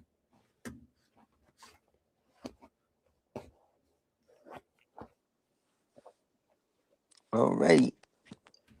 The first thing I would like to say is, well, first of all, I really like the art. It really helps with the story and description of everything. Second, and the most important thing, I really think that this story specifically could have benefited from being in first person, because it like immediately puts you in the shoes of the main guy, right?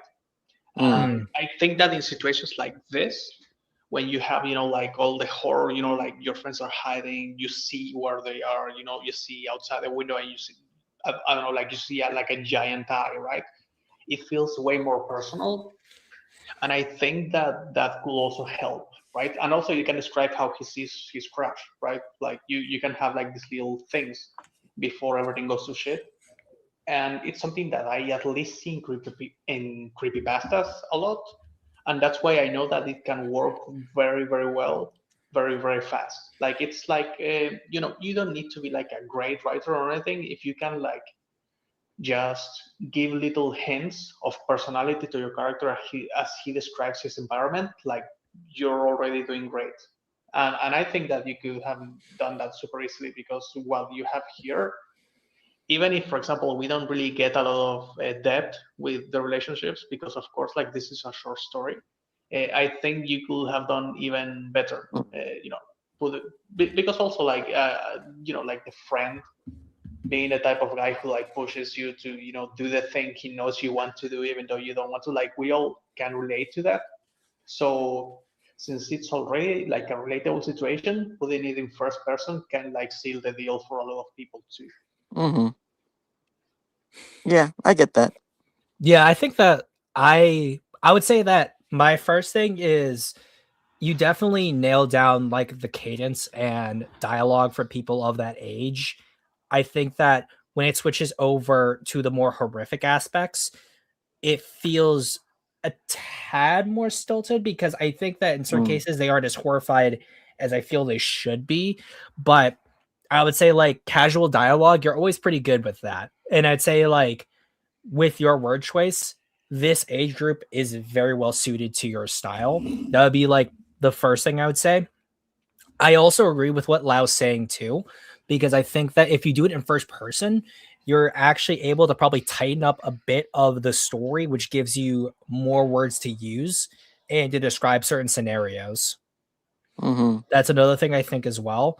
I would say that I think the story should focus also more around that relationship, in the sense that if you have him sort of being nervous around her and like trying to ask her out and things like that and talk to her, if you have that be more of a running theme throughout the story, like he's far more hesitant to have her help him, but her determination is what gives him more courage, and you're able to have his internal thoughts about that. I think makes that payoff a little bit better. And I think that I forget where it is. Let me see if I can find it. Yeah, when she says like it's gonna get us, him, like if it was first person, he can have me like not today, and have me in his mind. That sounded better in my head. Yeah.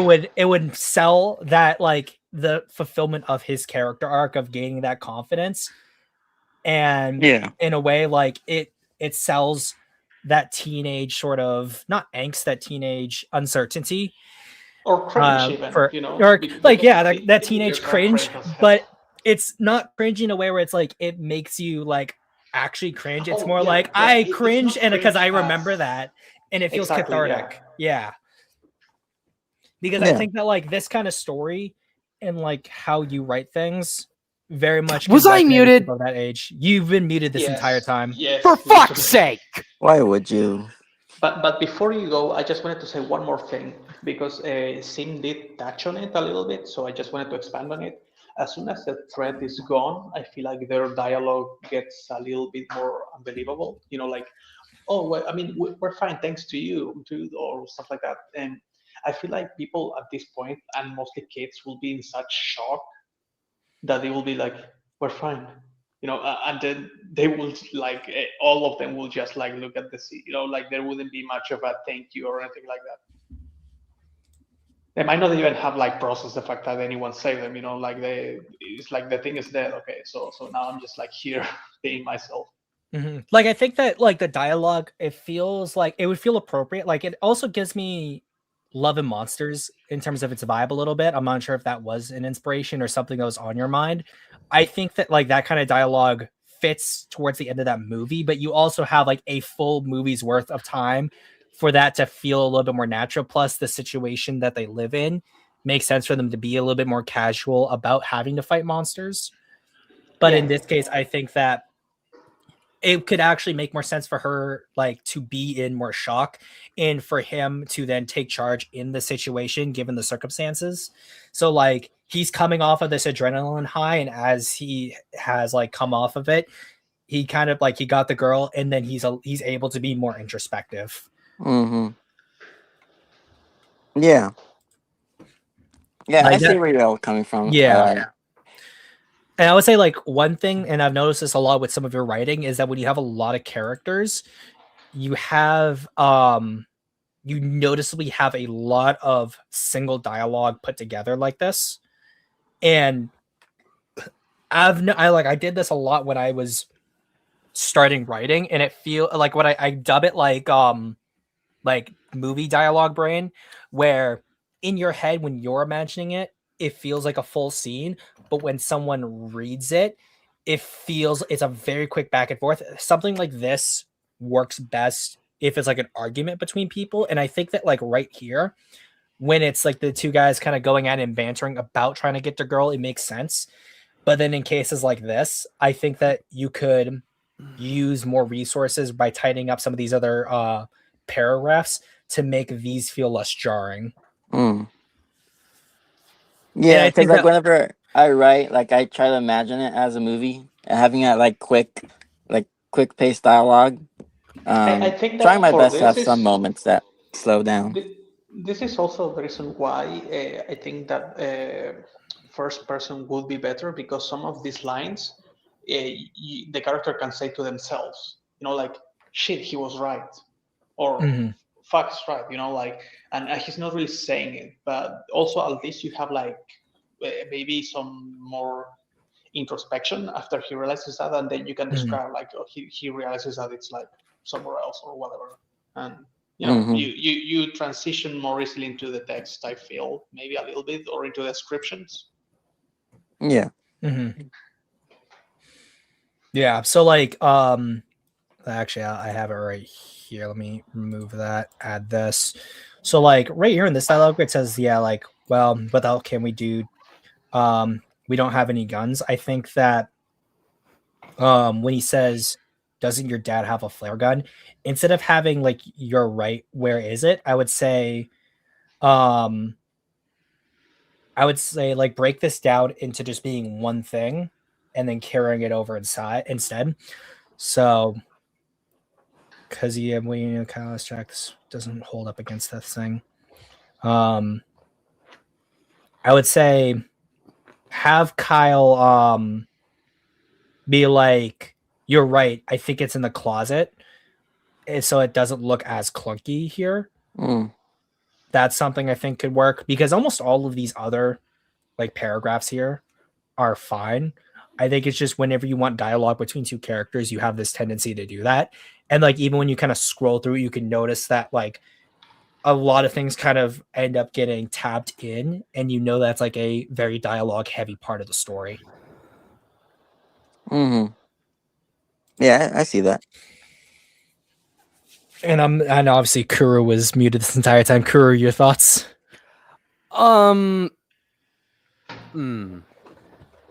So for me, and this might be intentional, but this gives me some pretty severe tonal whiplash,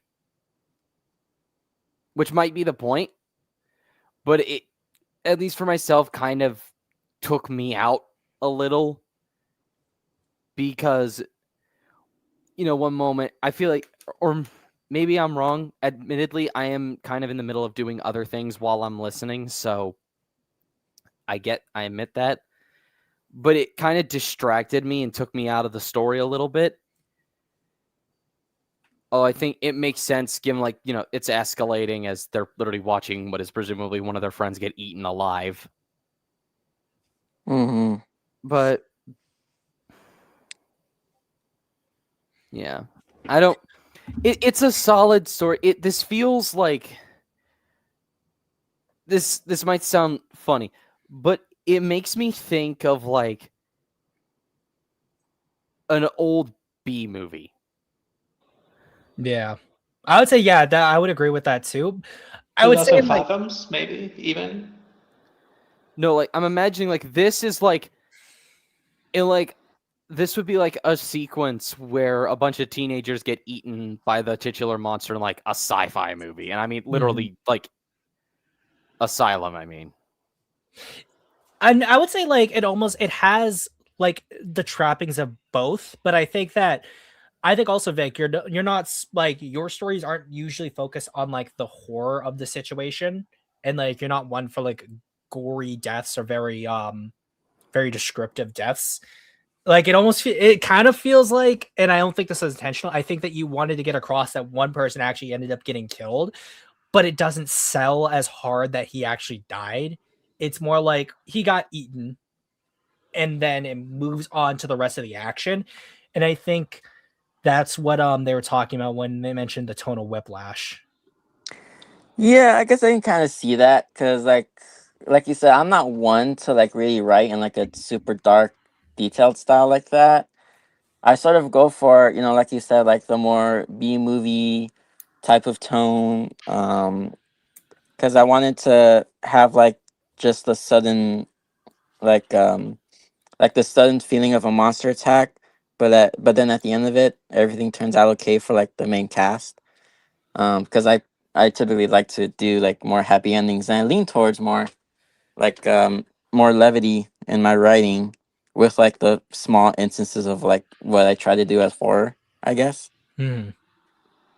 Yeah, I would say like in a way, like I think what you could do is that instead of having someone actually get eaten, I think like having someone get like dragged off and him almost getting eaten, and the flare is what saves that guy, would elicit the chance that they are in danger, they are actually going to get eaten, without actually having to write a death scene and then make it feel underplayed.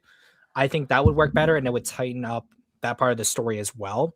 Mm. And I think that if you take Lau's advice and make it first person, you can have him internalize these feelings of fear that he's having, where the horror is more in his mind. but you're not having to be like, I saw him like get crunched to bits and like be scared in that sense. Like he like Yeah, he could think that the guy died or got eaten, but maybe he saw it the wrong way because, like it's late at night, it's dark, you could play with that. And then it turns out that he was fine. mhm. It wouldn't necessarily be super cheap or anything if you do it right. Yeah. Mhm.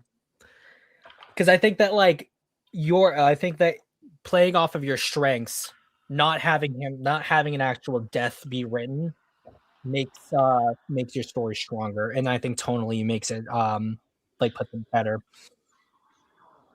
Okay, yeah. Because there were our first few drafts that were a bit more detailed in the death, like parts where like the tentacle dragged like people into the water after it crushed like some cars and things like that, and then some other aspects. But I did reel it back only mostly just because of the word count thing.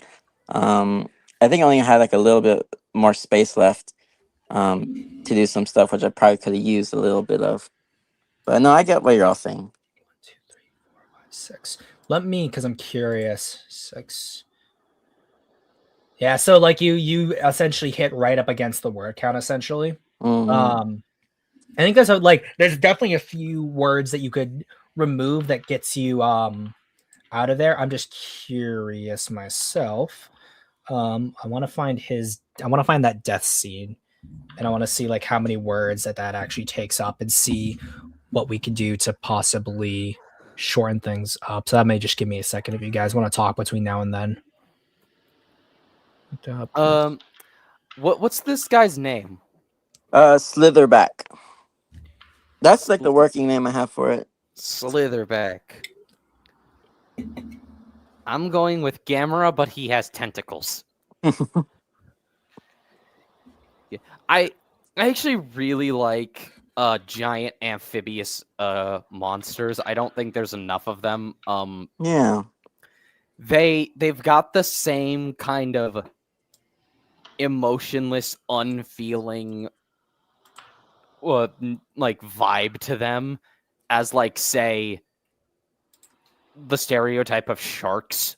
Yeah. Very primordial too, like ancient things looking. It's one of the reasons why one of the animals that like creeps me out the most are like the big amphibians from like the late Triassic and early Jurassic, like Coolosuchus, and one other one is it was called like Mastodontosaurus. Mhm. I think. Yeah, You're talking about the one that's like it looks kind of like a crocodile, but it's like a giant amphibian. That one, because I think that is. Mastodontosaurus. Before I lose my train of thought, it's I was gonna say real quick, Vic, the spot where that guy gets eaten, that is essentially about like 60 words. So if you removed that, you'd have like that much to work with. Okay. Yeah. and Yeah. I'll take that into Zim, account. Mhm. you are correct. It is Mastodontosaurus is the one that has like the body of a salamander, but like the head of a crocodile. Mm. Oh, Mm. what's it called? I found it right here. That's not even the one I was thinking of. It's it looks even more like a crocodile. Like it almost like probably even more like a head of like a gharial, but it's still like a giant amphibian. Yeah. Yeah, Because like I described in my story, like my main inspirations for this design were leopard seal, leatherback sea turtle, and like octopus and slug, things like that. Because I love leopard seals. I think they're one of like the scariest like ocean mammals to look at. really. Oh yeah, those things Oh, terrify me. Kuru. It was Prionosuchus. That's the one I was thinking of. Prinosuchus. I always called it that. Yeah, I know what you're talking about. Yeah, that thing was Yeah. massive. Yeah, and it's an amphibian too, which is crazy. I've seen some reconstructions that give it like axolotl gills. Yeah, exactly. That's what I always think of when I see It's that. like it's such a it's in a way feels like its own chimera. Mm-hmm. It's yeah. I personally find like it's just sorry because I just like talking about this. I find Mastodontosaurus a little creepier personally due to its giant head. Oh no, definitely. I think like the reason why I think Prenosuchus is like when I think of it being terrified, it's because like I know for a fact this is an amphibian. It looks like a giant crocodile, and especially when you see the reconstructions with the axolotl gills, you're like, I'm being chased by a giant crocodile axolotl. Why has nature done this to me? Because welcome to the Triassic. Welcome to the Triassic. We got fun and games. We just escaped extinction and gonna get blown away. Welcome to the jungle. There ain't no jungle. There ain't no. Why does that make me laugh so? Because when you think of the Triassic, there ain't no jungle you can think of. No, I'm just imagining like you just have like Minecraft was describing 65 but in the Triassic, but then like hard cuts to like a YTP edit of that song where it's just like we got no jungle. Well, no, it's like you imagine it's the same 65 movie, but then like it just auto cuts to the same scene, but it's now like that Triassic desert people think of. And like everyone's just like, yo, where did everything just go? This was so I can't hold myself together.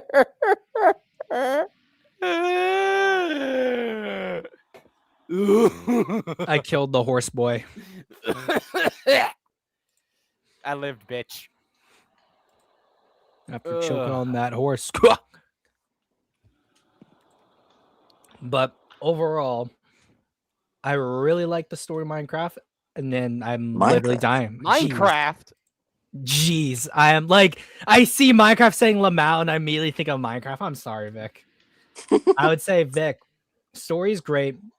Tighten up your dialogues. Those are gonna be the big things, and play to your strengths. Because I think that if you want to do deaths, go in with them, especially given the circumstances. But if not, I would say that is like keeping your story tonally what you want it to be. Adding a death, I think, is not needed. Yeah, I'll probably take that into account as well. I mean, I'm not opposed to death. You know, I'm not like against death.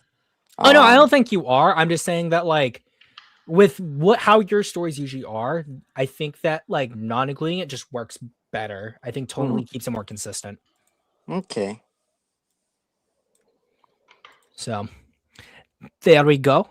And we'll do Kuru's story next. Kuru, do you want to read it yourself or do you want me to read it?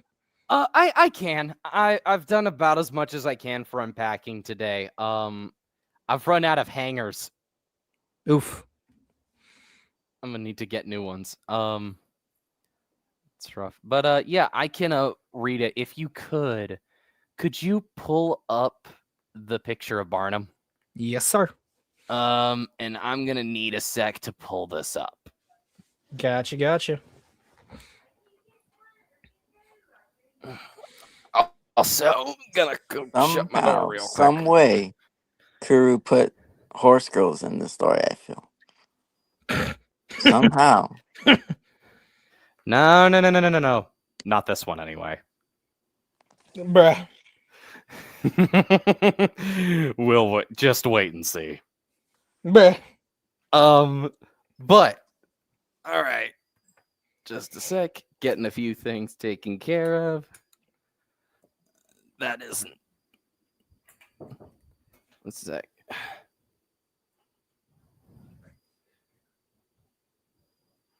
All right, getting this opened real quick. So, yeah.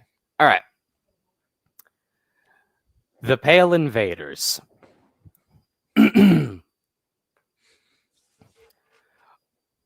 Barnum rested on the forest floor, which was untouched by the morning sun. The only noises came from small birds that were beginning their songs. The giant only awoke when the sun's rays finally pierced through the trees and began to warm his body. Finally opening his eyes, he took in the state of his home, observing a small bird watching him. Taking it as some kind of sign, Barnum finally rose to his full height, tilting his head up towards the sky. He took in all of the smells of his home. as he always did to investigate if anything was out of the ordinary. But nothing immediately indicated an intruder to him. He had fended this territory from both rival males and even a small group of Nanotyrannus. But alas, there was nothing. Leaving his nest, his first stop was the river he frequented for water, his presence scaring away an osprey eating its latest catch. Paying no mind to the bird, he leaned down into the water and took several gulps of water down his gullet before leaving.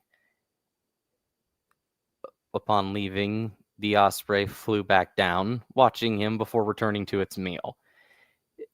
His interest then went to his morning patrol around the outskirts of his territory, which took him to the edge of the forest where a large clearing was present.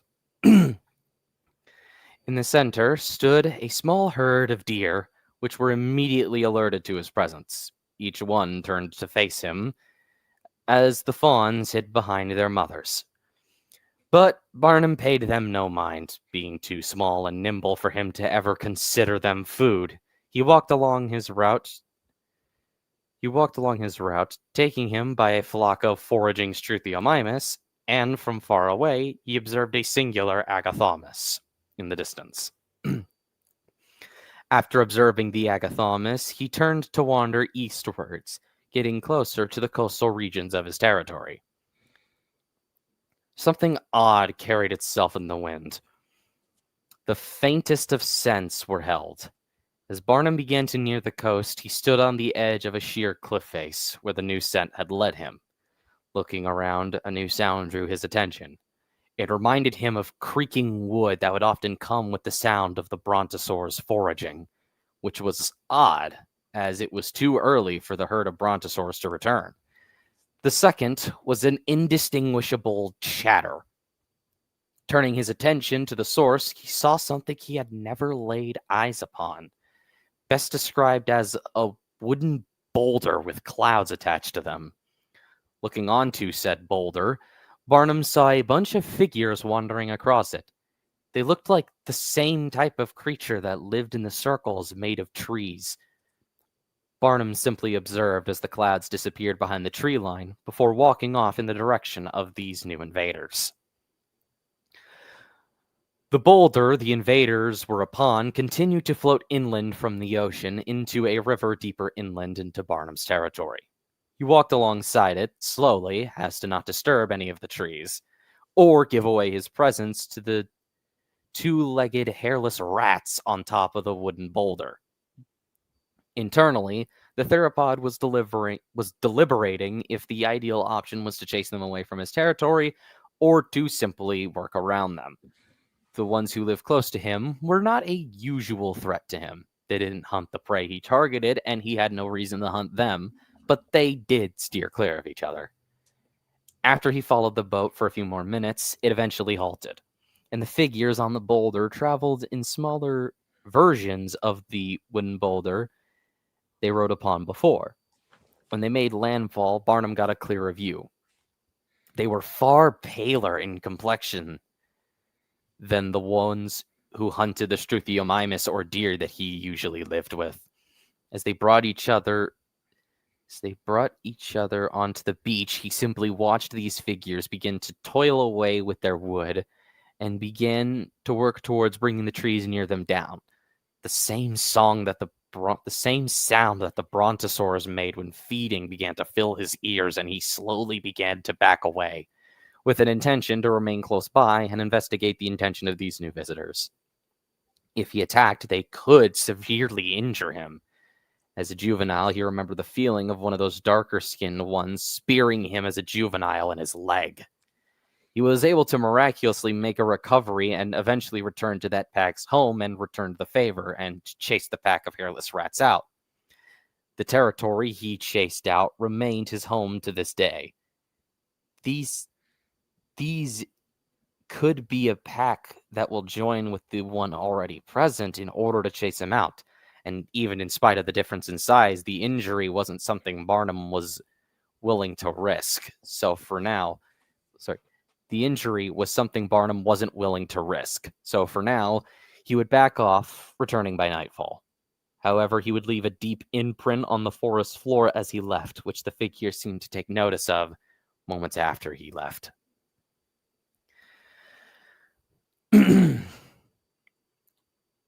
Returning hours later, he saw a dim light from behind a large wall made in a similar fashion to the one the darker-skinned figures made. Investigating further, he smelled the scent of dead Struthiomimus and deer from inside as well. Clearly, since he had left, they had begun to work towards making a nest. Observing it from the tree line, he began to weigh his options once more.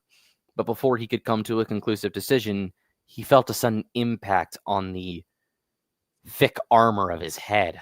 A growl escaped his throat, and looking to where it came from, he found a thin trail of smoke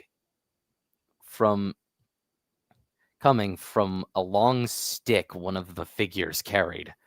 Barnum let loose another deep growl and began to charge forth. The figure responsible for the shot attempted to run, but was thrown aside by Barnum, ramming him from the back and he was thrown into the forest.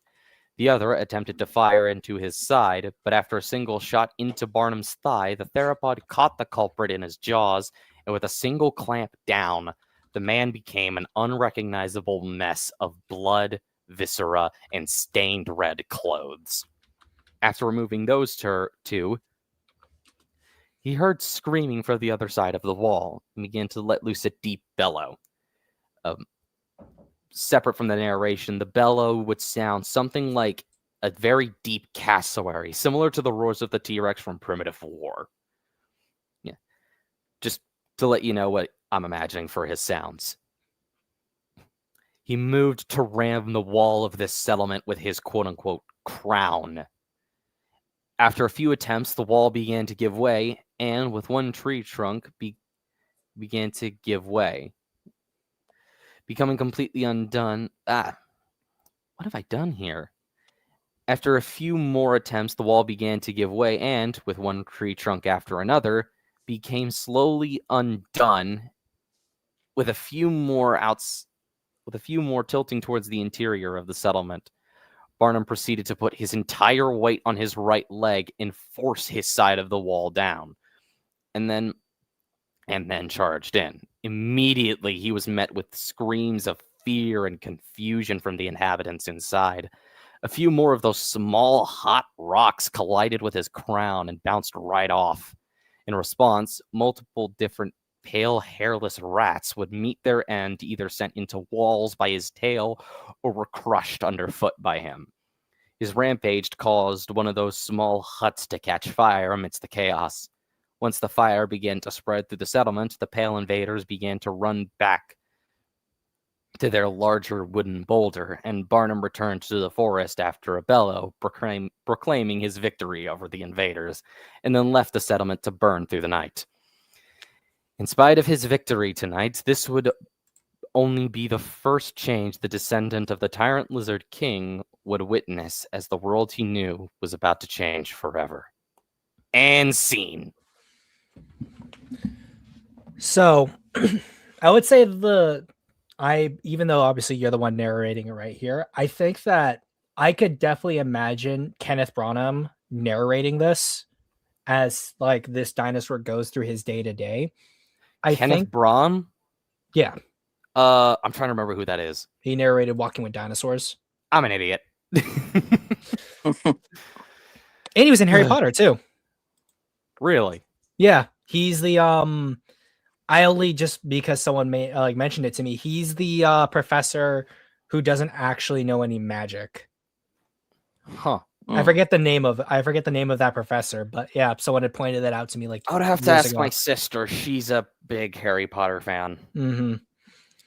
I think that, like that, I could imagine like a lot of how it's described.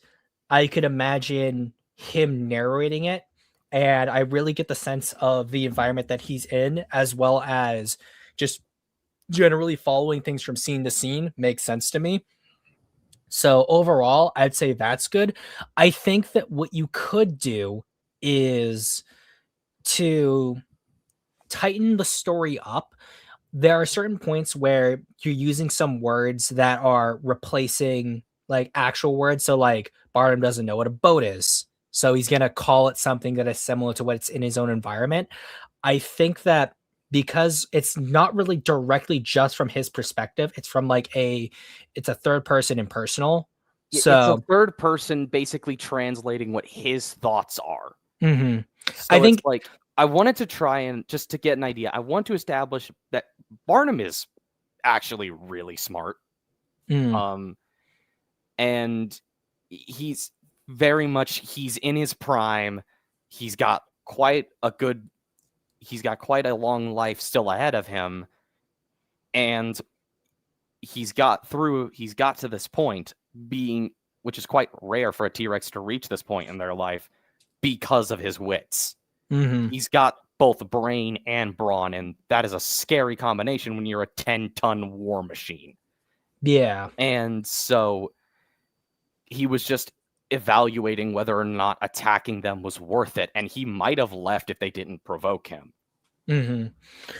Because I think that, like, in this case, I think that even though it's like translating his perspective, I think that since it's third person impersonal, if you have moments where it is essentially the narrator talking about what he's doing, but using all the language that we humans understand, and then having some paragraphs where it is completely from his perspective, you're able to use certain words and language that makes the dialogue a bit more clear. So like you can use the word guns. I think there was one point where you use the word boats in the same sort of sentence that he's like describing boats without actually calling them boats. Because then that way you're able to flip between them and the audience can follow it a little bit better. But like overall the action makes sense.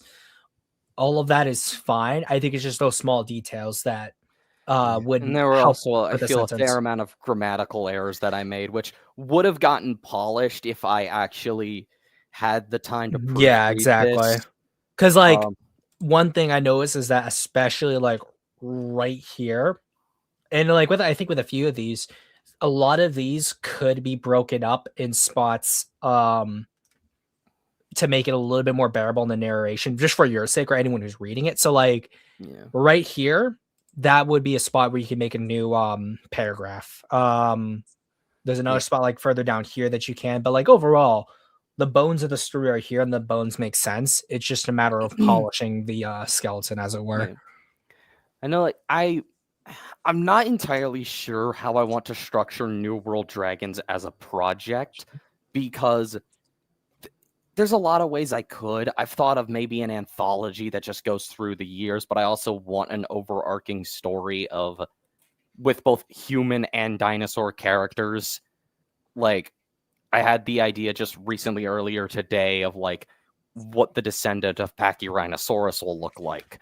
And I was just thinking about characters, but I'm also just like wondering if maybe an anthology would work better, given this is meant to be how the presence of not just non-avian dinosaurs, but I've made the decision to include other mega mammals as well that we know of, like the woolly and Columbian mammoths, and how the presence of like actual like megafauna and I mean really putting the mega in megafauna would influence like everything about the development of America, because there really wasn't any big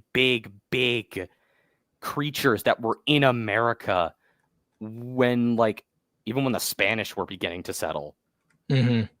And I think the biggest things we had were the moose, which, like, granted, moose are massive and terrifying, but there wasn't anything like that. And non-avian dinosaurs, even the smallest of the ceratopsians, were in a different caliber. Mm-hmm. Yeah. One thing I would say that I could recommend. Have you read any of the Tales of Chimera at all? I've never heard of this.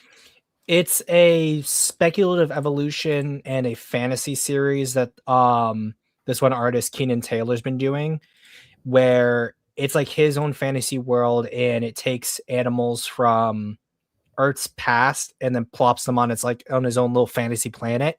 And he has a book out which is like Tales of Chimera anthology. I have it. I think that if you read it, I think you'll definitely get your voice closer to what it is that you'd want to get for your story. I'll send you a link right now for his channel. I've And I'll also send a link for his book too. There's a lot of dinosaur books that like I want to like read that I think would really help. I've been wanting to pick up that collection of like short dinosaur related stories that you sent in the server, Zim. I know. Oh yeah. Like Sorium Mantra. I can't find it online. I like literally I found it once. I can see if I can find a link right now in the interim because it's a print on demand book. Soria Monstra book. But found it. I've been wanting to pick that up, and because I've also just been thinking about how I want to stylize Barnum, because there is a 2.0 in the works. I do generally know what it's gonna look like. I haven't like started work on it, but the vision in my head is there. And I think it's going to look a lot more like what I wanted out of Barnum initially than this. Not that this was bad. For my first actual piece of digital art, I'm still really happy with how this version turned out.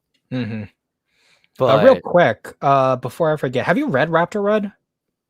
Raptor Red? Really? You haven't read Raptor Red? No. I'm surprised. I would like, given the fact that you're a super big dino guy, I would expect that you would have read it before. Definitely. I haven't. Listen, okay, when it comes to books, I struggle. Fair, but Raptor Red, it's from the perspective of a Utah raptor family. It was written by Robert T. Backer. Let me send you a link to that as well. Watch the Dino Diego recap video. Diego did a recap of it too.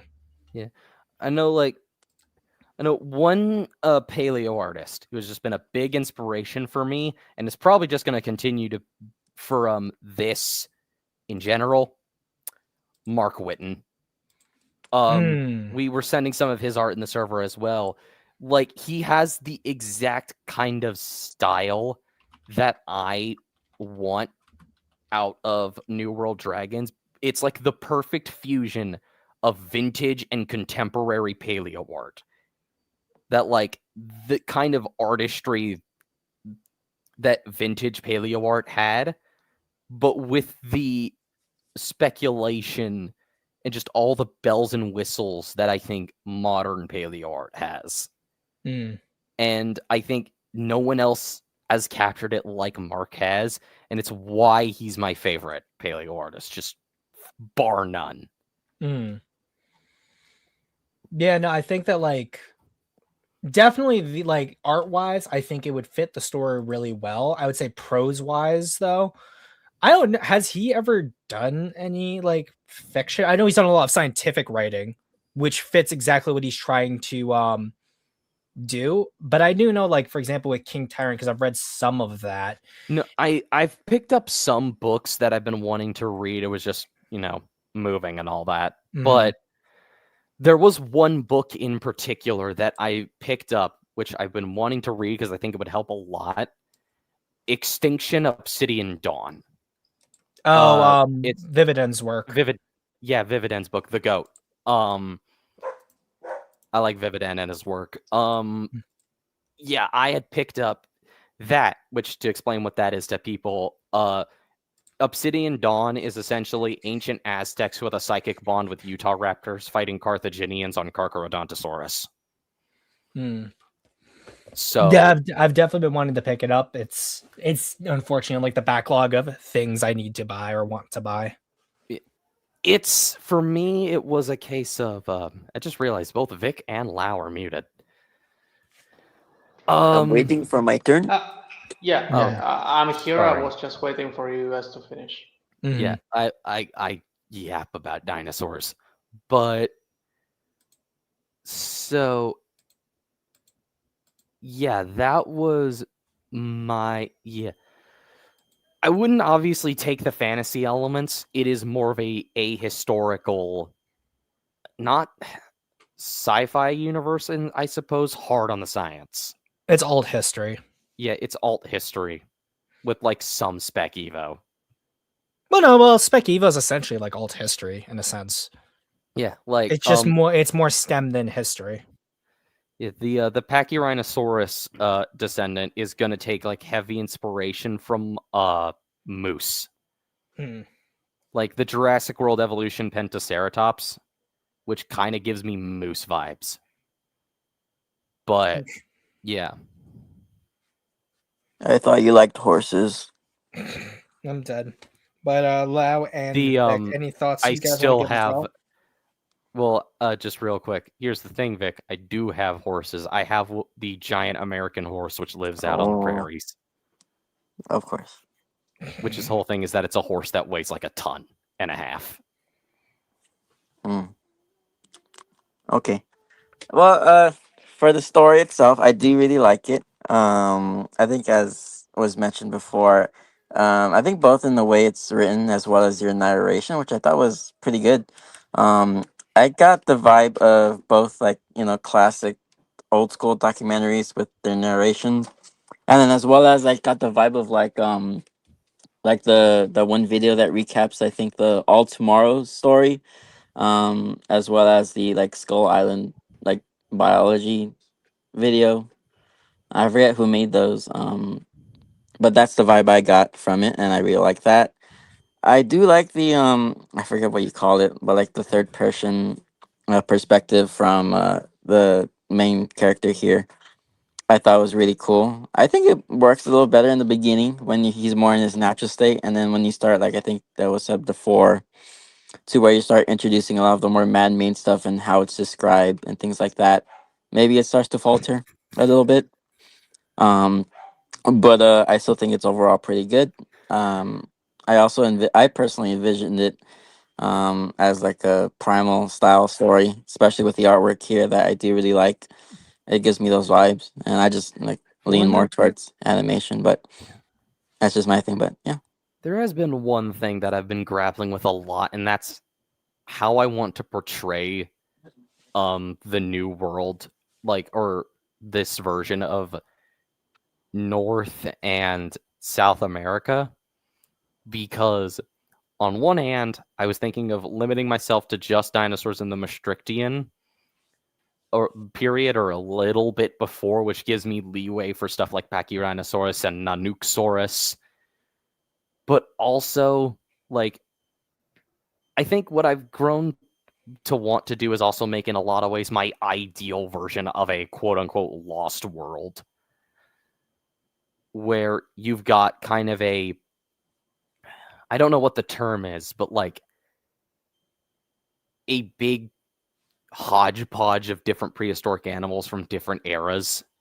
And I really like that, just from the ecological implications of that. And how do these animals from different eras coexist? Like, how would a Spinosaurus coexist with, say, Eurythrosuchus? Yeah, usually that's just like it's sometimes just referred to as paleoanachronisms. That's usually the term I see thrown around a lot. Yeah, but it's like I just don't know which one to pick. And because I really liked the idea of a modern world encroaching upon the literal traditional version of a lost world from like novels. Hmm. And it's been a challenge to try to make a decision on that. No, I definitely feel that. I think that makes sense that you're having trouble with that. I would say, like, on a pro side, what you have here takes one very specific portion of that story, of like that world, and fleshes it out. And I think that the more you do stuff like that, you'll more readily accept like certain ideas as sort of being the baseline for the story so that you don't have as much like paralysis with the decisions that you want to make. So I think at this point, just try to continue developing the world. I would say develop the world, but actually put pen to paper because like you can develop, but Oh yeah, yeah. but if you don't need to actually put do- something down, then you'll always want to backtrack on something else that you feel was a better idea. And like, if you actually experiment with the writing, then you'd be like, I wrote this.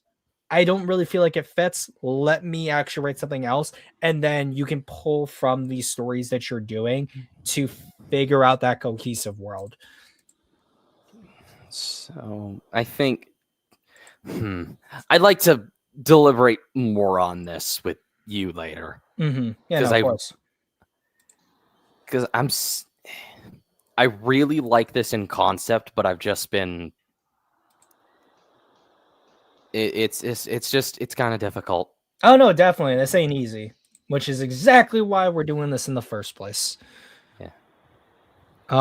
Let's So, do either Vic or Lau have any thoughts?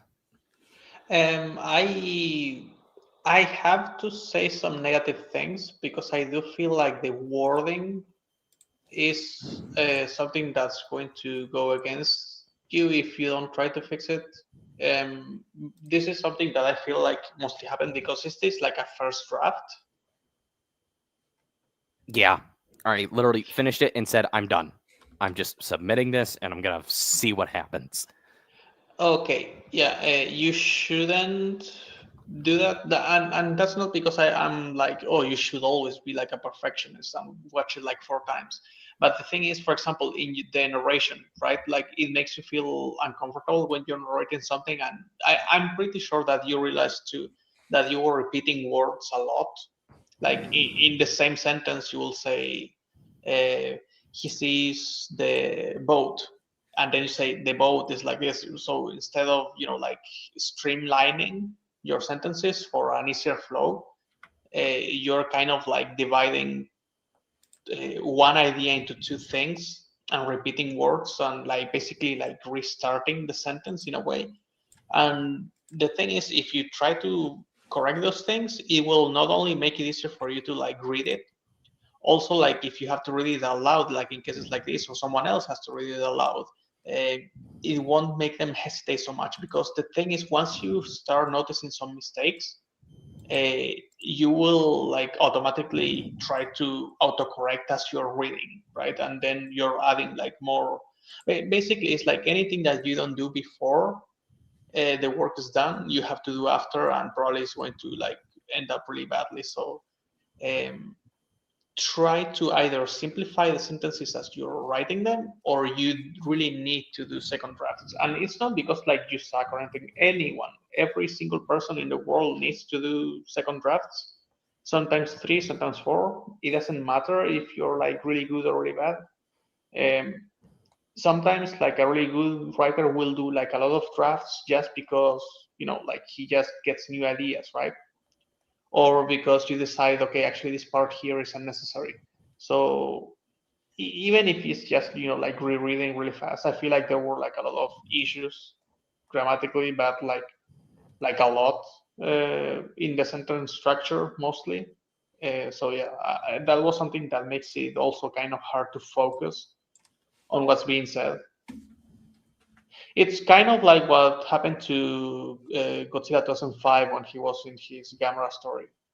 No, because when you have like mistakes like that, you start pausing a lot, right? Like the tempo of what you're saying is basically repeating itself with some ideas, and yeah, that just makes it like way more tedious to get through.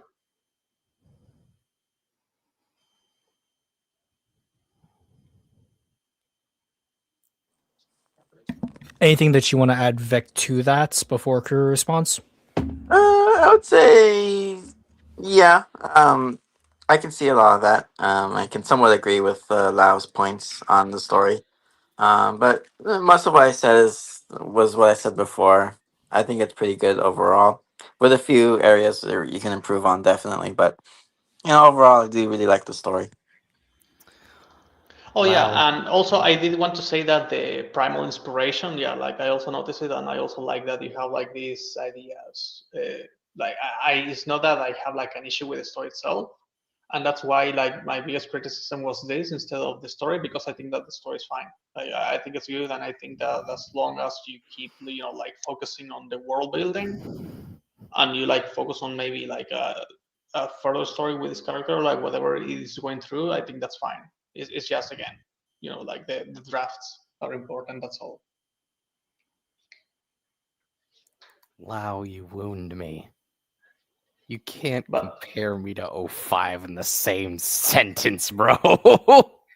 I'm sorry, but you know You that have that hurt just goes me in to a way show. no one else could.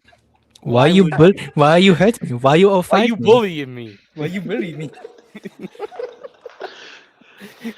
Fuck. That's like But when well, Rooney was told now he you and know. Zack Snyder have the same writing style. Just that, like, no, what have I done? No, I'm just imagining that like UK police officer meme where he's like, no, no. No,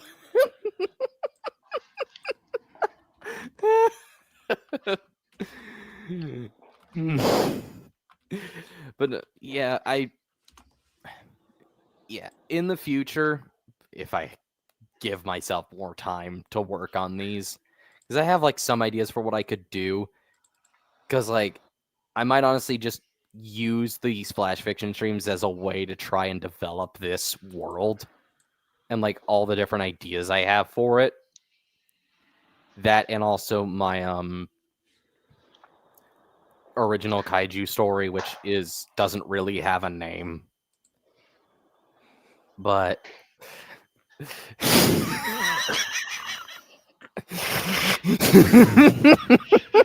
You know, the worst part is that I do understand that sometimes having these like time limits, right? Like, oh, I had to write it before the next stream, right? You know, and that's when you finally like get to stuff. No, that's Uh, exactly. I need to like make deadlines for myself, not like ones that don't have any severe consequence, but in my brain they say, "Let's lock in and get this done." mhm. Like I need to get back into that mentality if I want to get back to writing my fan fiction because it's been months due to in part my last semester since I am now a graduate of community college and Congratulations. yeah, and just was focused on moving. No, like I definitely feel you on that. Like even with my story, which like was like a first draft and a half, even though like technically I could have given myself an extra day, I wanted to make sure that like I finished my story the same day I expected everyone else to finish it because I felt it would be unfair to be like, oh, well, I'm the one running the stream, so I could ill extra time to work on mine. But yeah, deadlines definitely are important. I think it definitely makes it a priority for you, but it also like it gets your creative juices flowing in a way where you have the pressure to actually perform. And I think it works for a lot of people, and it may not work for some people, but I think it helps more than it harms when it comes to actually getting ideas to paper. Yeah. Because I know like one of the I mentioned the whole slave ship getting attacked by like tylosaurs and maybe even a Leviathan. Because yeah, I'm adding him. Because I'm not gonna add my second favorite prehistoric animal ever. Like you think I'm not gonna do that and not give myself an excuse to draw it? You don't know me. Like my pitch, like if we do that crossover April Fool's pitch stream, it's just an excuse for me to just go full autismo. So have fun with that. So, but yeah, like I've had some different short stories in mind that I could do for flash fiction streams that I think if I give myself more time, I could definitely improve the grammatical error stuff. But that came out, it came from, I think, me rushing this because I literally wrote it over the course of 2 days. Mm. Man, no, hey, trust me. The more you're right, the easier it will become to like avoid these on first go because I like literally I finished my story in about the same time, and then I just was like, I know there's definitely a lot of errors, so I just wanted to go back through it as quickly as possible. So I feel you, man. Yeah, and I Yeah. also have bad habits about it. Like, for example, what I do is sometimes I like finish it, I check that there's no mistakes, then I export it on PDF, and then I correct it again. So it's not even like I corrected like for real, like 100% sure that there's no mistakes. and then I pass it to PDF. It's kind of like wanting to ink and drawing before you actually finish the pencil stuff. Like, I don't know why I do that, but I keep doing that and I have to stop it. But at the same time, I have started, basically like fusing sentences, for example, where I feel like, I can make this work with less words, which in this specific case was one of the focus. My writing points I had. skills, since I feel like, because writing fan fiction did, I feel, help in some way. Those skills have atrophied since it's been literally like probably more than 6 months. The thing is, I think you should maybe try writing like small scenes, just to not let that happen, but like not full stories, just scenes, maybe. But also, like, I know it's not that easy, right? Because everyone has stuff to do. Then you get stressed out, and then you forget completely about writing. And, that's just normal. Yeah, life kind of sucks. Yeah, life is a bitch. But yeah, I'm just curious. What do you think of the design for Barnum? I do see that why Vic said that it also reminded him of Primal. I think mostly the colors, but I don't really like the proportions. I feel like his legs are a little bit weird. I think that the ideas of it are good, and really, like, when I say the colors really remind me of something that Tartakovsky would do, I really mean it. I think they look really good, but I think the colors were heavily inspired off of the Buck Rex from the Lost World Jurassic Park. The red was the addition of red, like that also looks good, to be fair. Yeah, that was it kind of looks like a rooster in a way. You could say he's a cock. Oh, Kuro. What? 5. Oh, 5. No! God damn, you can't compare me to 05. The moment That's you like- said that, I was like, yo, I have the perfect meme for this. I hate you. I despise you and everything you stand for. But yeah, I think it's interesting that you mentioned that about the proportions, because like with the feet, because a big inspiration for Barnum's design was the Sue in the Flesh model. But like I could yap about designs, but that's not what we're here for. Exactly, I'm doing it. Yeah, you're doing the thing again. I'm sorry. Don't make me 05 you, boy. Don't make me 05 you. For the second time. For the second time. Are we just gonna say get 05'd? Get 05'd, yeah. Well, no, because it's like if you get 05 twice, what does that make you? You can't be 010, or you could. 05 squared. 05 squared. Bro, looking like 25. 05 squared. I'm pretty sure Einstein said something about that. At that point, you could be 005. If you get 05 cubed, you should just kill yourself. Oh no. Oh, anyways, any last few things that we could add before we get to Lau's story? I'm laughing too hard. Dude, I just imagine 05 coming to the stream like, we're not so different, you and I. We are nothing alike. You have just remember, I think I still have a subscription to an AI voice service. You have no idea how hard I am now tempted to AI his voice just to do a parody of that Green Goblin scene. No. It's just like, coward, you make me sick. Leave me alone. Strong enough to take you all. No. Weak enough to.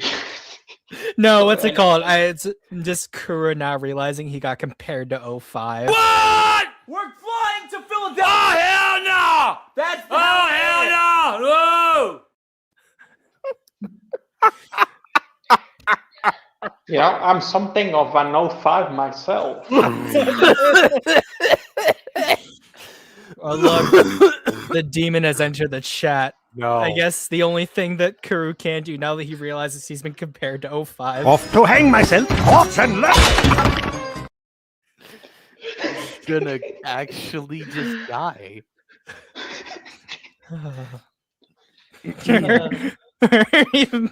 Literally, my subword is just perfect for this moment.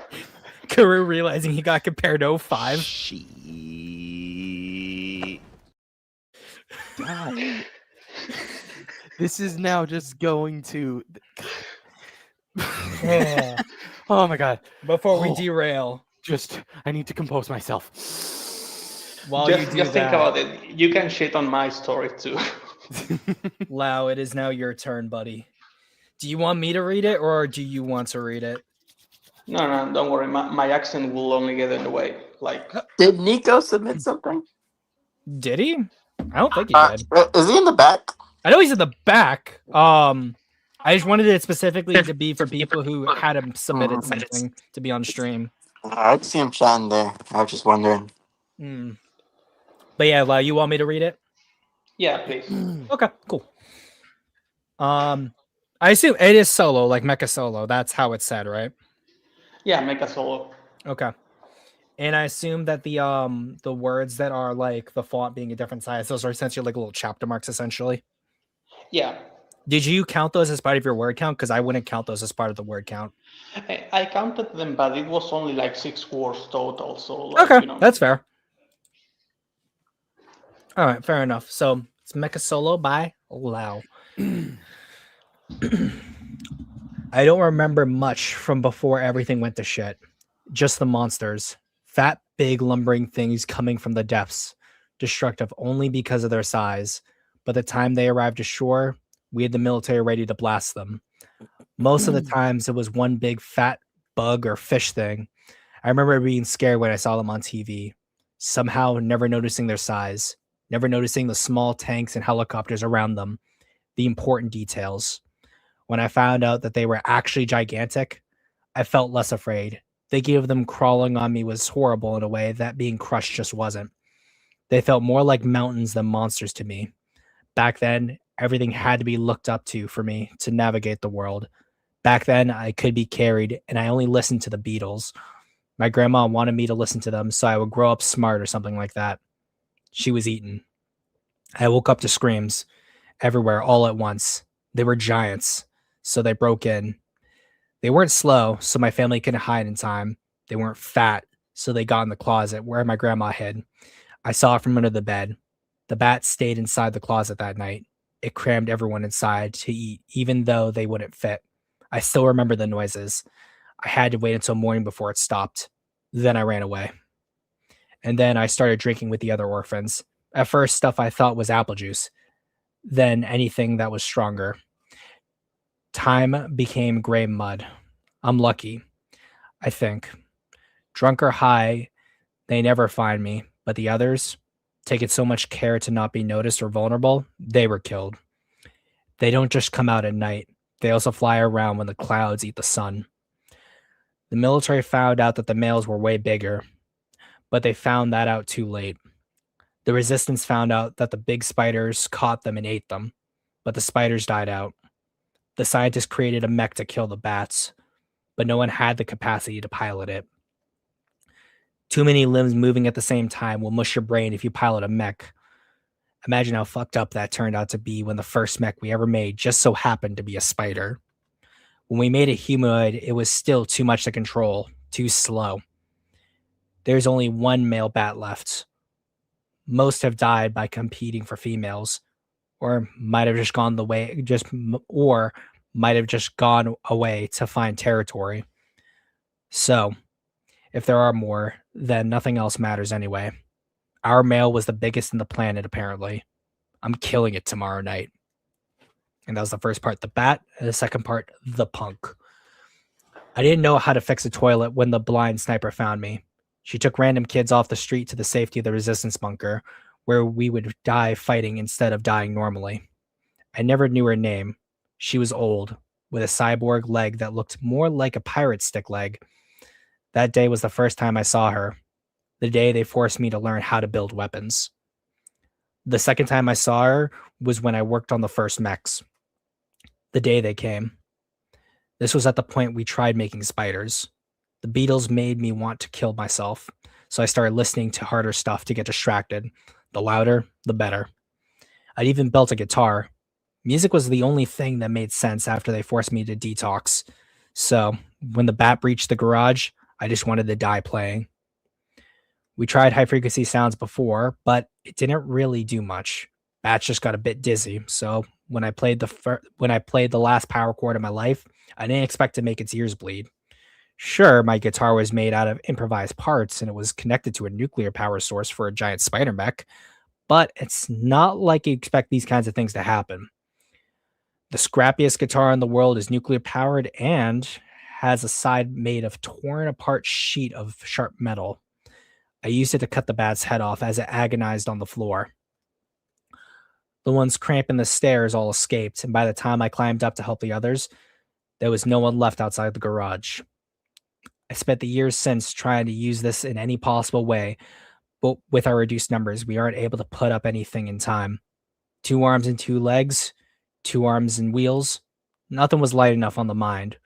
Wheels and 1 arm was pilotable, but was inefficient against the male. That one I managed to salvage, though. Try after try, everything failed. By the time I realized the only way to fight was no limbs at all and unlimited flexibility, I had to use the salvage mech to build it. Due to the lack of workmates, I won't die trying to save humanity. I don't know if there's anything left. I don't want a good death. I just want it to be metal. And then part 3, the snake. All I have to think of is where I want to go, and everything moves automatically. The amount of actions that I need to think of are only lugging, grabbing, and then crushing. The variables have been reduced to help with the automation. I either kill the bat or I die. We slither through the building. There is no audio-visual information being sent into my brain because I'm standing on top of it. Harnesses secure me by the waist. I turn a corner and reach the big buildings. The only two remaining, their shadows protect the big one during the day. The small buildings covered by the fur of dozens of bodies. Bats used to bathe themselves in blood when there were people left. Now they just look greasy black. In the middle of the main towers, I see the bat on a giant spider web. It's not caught. It owns it now. The webs protect it from the sunlight above. Its black shape is indiscernible. I know I look at a bat, but crawl up the way it is, it looks like a monolithic structure midair. The sun is now up and the silence is unbearable. I feel fear for the first time in years. All this time, I've been indecisive on what to play. I lost everything, so now I play what's left. No matter what I do, there's no one here to listen anyway. Even though the noise-canceling headsets, I hear the music making up my mind. I see them wake up, turn to us, snarl at us, and we dash towards them. They fly straight at us. Bats the size of dragons, their ears so big they have to be supported by horns.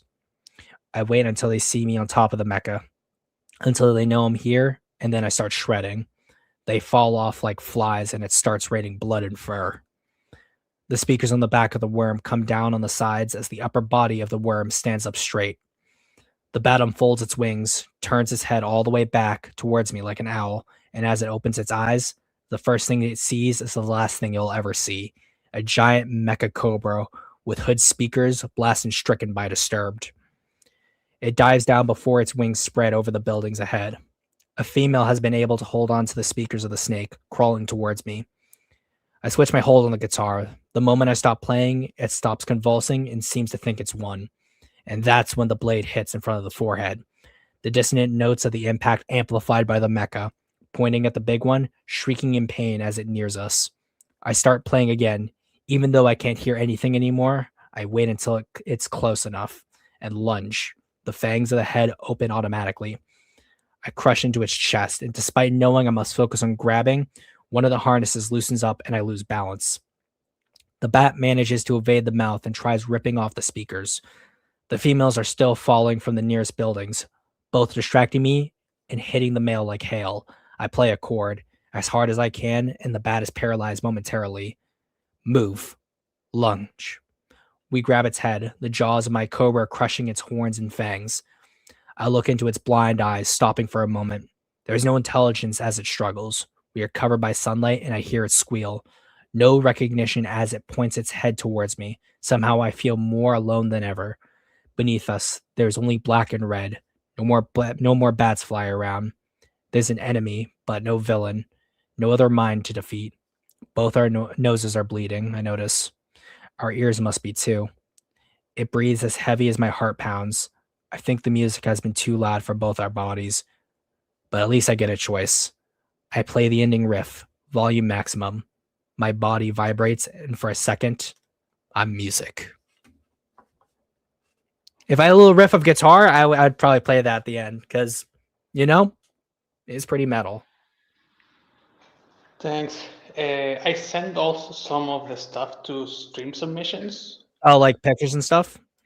Yeah, I sent the design for the mech and the last scene where you have the bat hanging between the buildings and with the cobra below.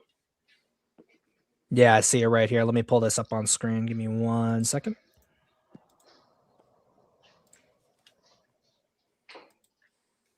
Bada bing, bada boom. Let me zoom in. There we go. Perfect.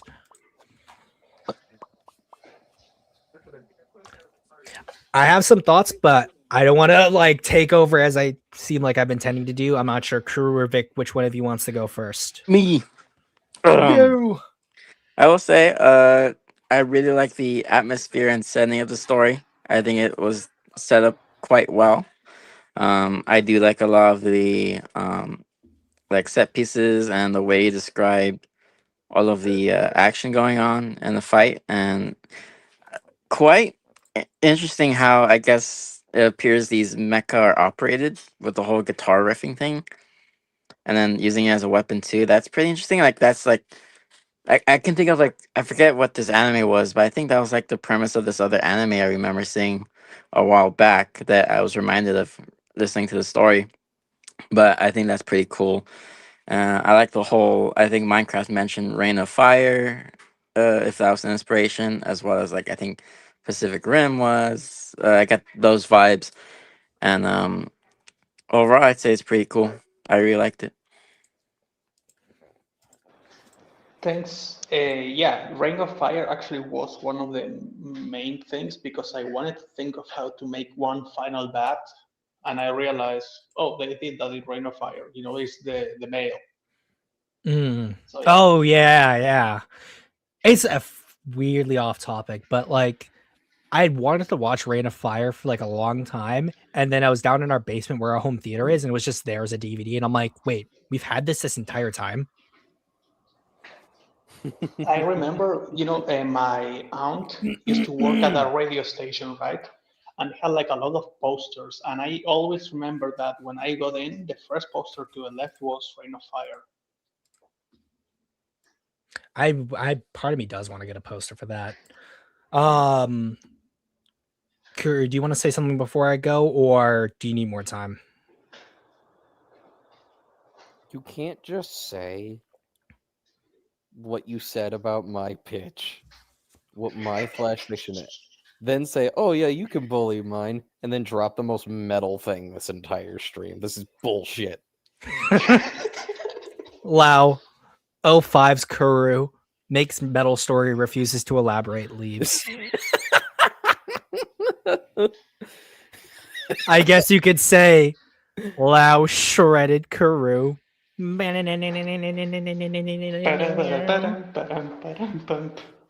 This is bullshit. I think one thing in my mind, at least, is what you could do, or the only thing that would make this story better is if you had him listening to it, the music as he's leading up to the events, have that be more part of the build up, just actually, him kind of I only didn't do it because of the word count. Yeah, that's fair. It would have been too much, literally 200 or 300 words extra, if I have to divide everything. Yeah. I would say the big thing about this that sticks out to me would probably it's like the name drop is probably the big thing. I do know that depending on which professors you'll talk to or like which writers you'll talk to, some people say that like um having actual names of like bands and stuff or like specific name drops of like vehicles, devices will take people out of the story. Sometimes it does, sometimes it doesn't. I would say in this case, honestly, instead just saying blasting stricken instead of saying stricken by disturbed is Yeah, that better could work because I would better. say stricken. I can't like I'm not the biggest metalhead, but like when I hear stricken and then I already know this is like music based, disturbs is the first one I can think of. But like that is at least one thing I can say because weirdly enough, this is probably gonna come out left field for like everyone listening, but um having been forced to read some romance books, a lot of times they'll add playlist to their books at like the start of it, Oh, and you'll yeah. have them say like, oh, so and so is playing by so and so, and And it oftentimes feels like like a very teenage thing. it To be feels fair, like a teenage thing, yeah. yeah. To be But fair, like like I was thinking of, I also got that feeling. But the thing is, I wrote a song, like I wrote the lyrics, but I couldn't mm, do it here. And then I was like, I could just do something really that everyone knows, which will be Through the Fire and the Flames. But then mm. the like OCD part of my brain that I didn't know I had was like, that song is too long. It doesn't fit. I would like So I honestly, was there's like probably a few. If you really wanted to do Through the Fire and Flames, you could probably do that. There's like a few small like words that you could probably axe and get that song there. Because like if you put as blasting through fire and flames, you could write it in a way where you're not putting out the title, but if someone is really keen to what's going on, they'll get the reference. The reason why I say that is I'm curious since you're always really good with details, Lau, or just really for either all three of you. Do you remember what my character's name is? besides John him being the Taco. sheriff. The sheriff. Yeah, The no, sheriff does have a name, but it's but you'll have to know what the reference is to get his name. I don't think I remember the name. It's never said in the story, but he does say that he has a namesake and it's a specific story that if you know what he's talking about, you'll know what his name is. Zimzilla. No. Because he says Nathaniel. no. Wow, thank you for doxing me. But no, it's because he talks about his namesake taking people through Egypt. His name's Moses.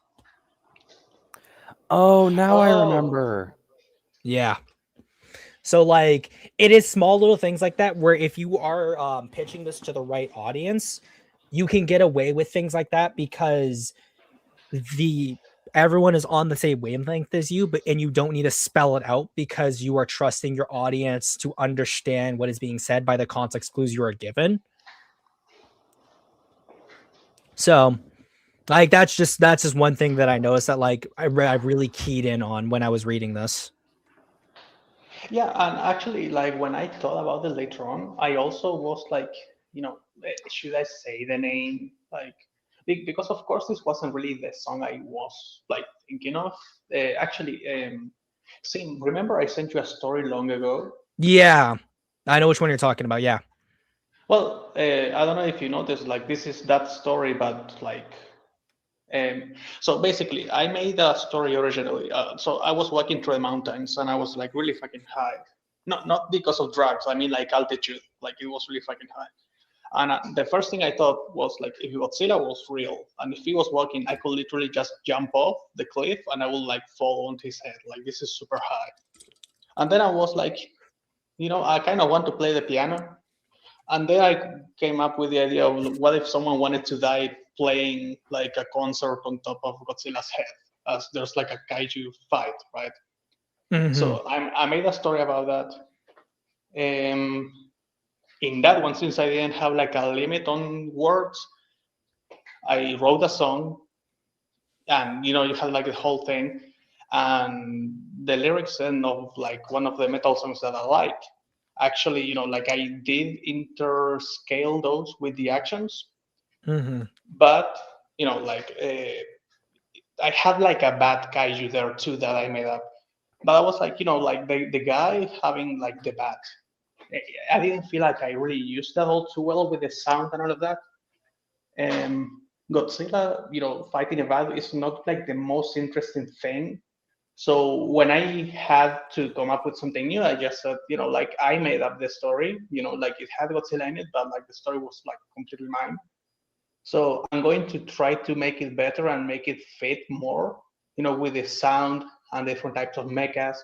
And I just feel like a mecha powering up a guitar with like the giant like snake hood being the speakers Mm-hmm. made more sense. So it felt like, well, finally I'm taking my own story and like really, really actually like for the first time making it mine instead of making it fan fiction for Godzilla.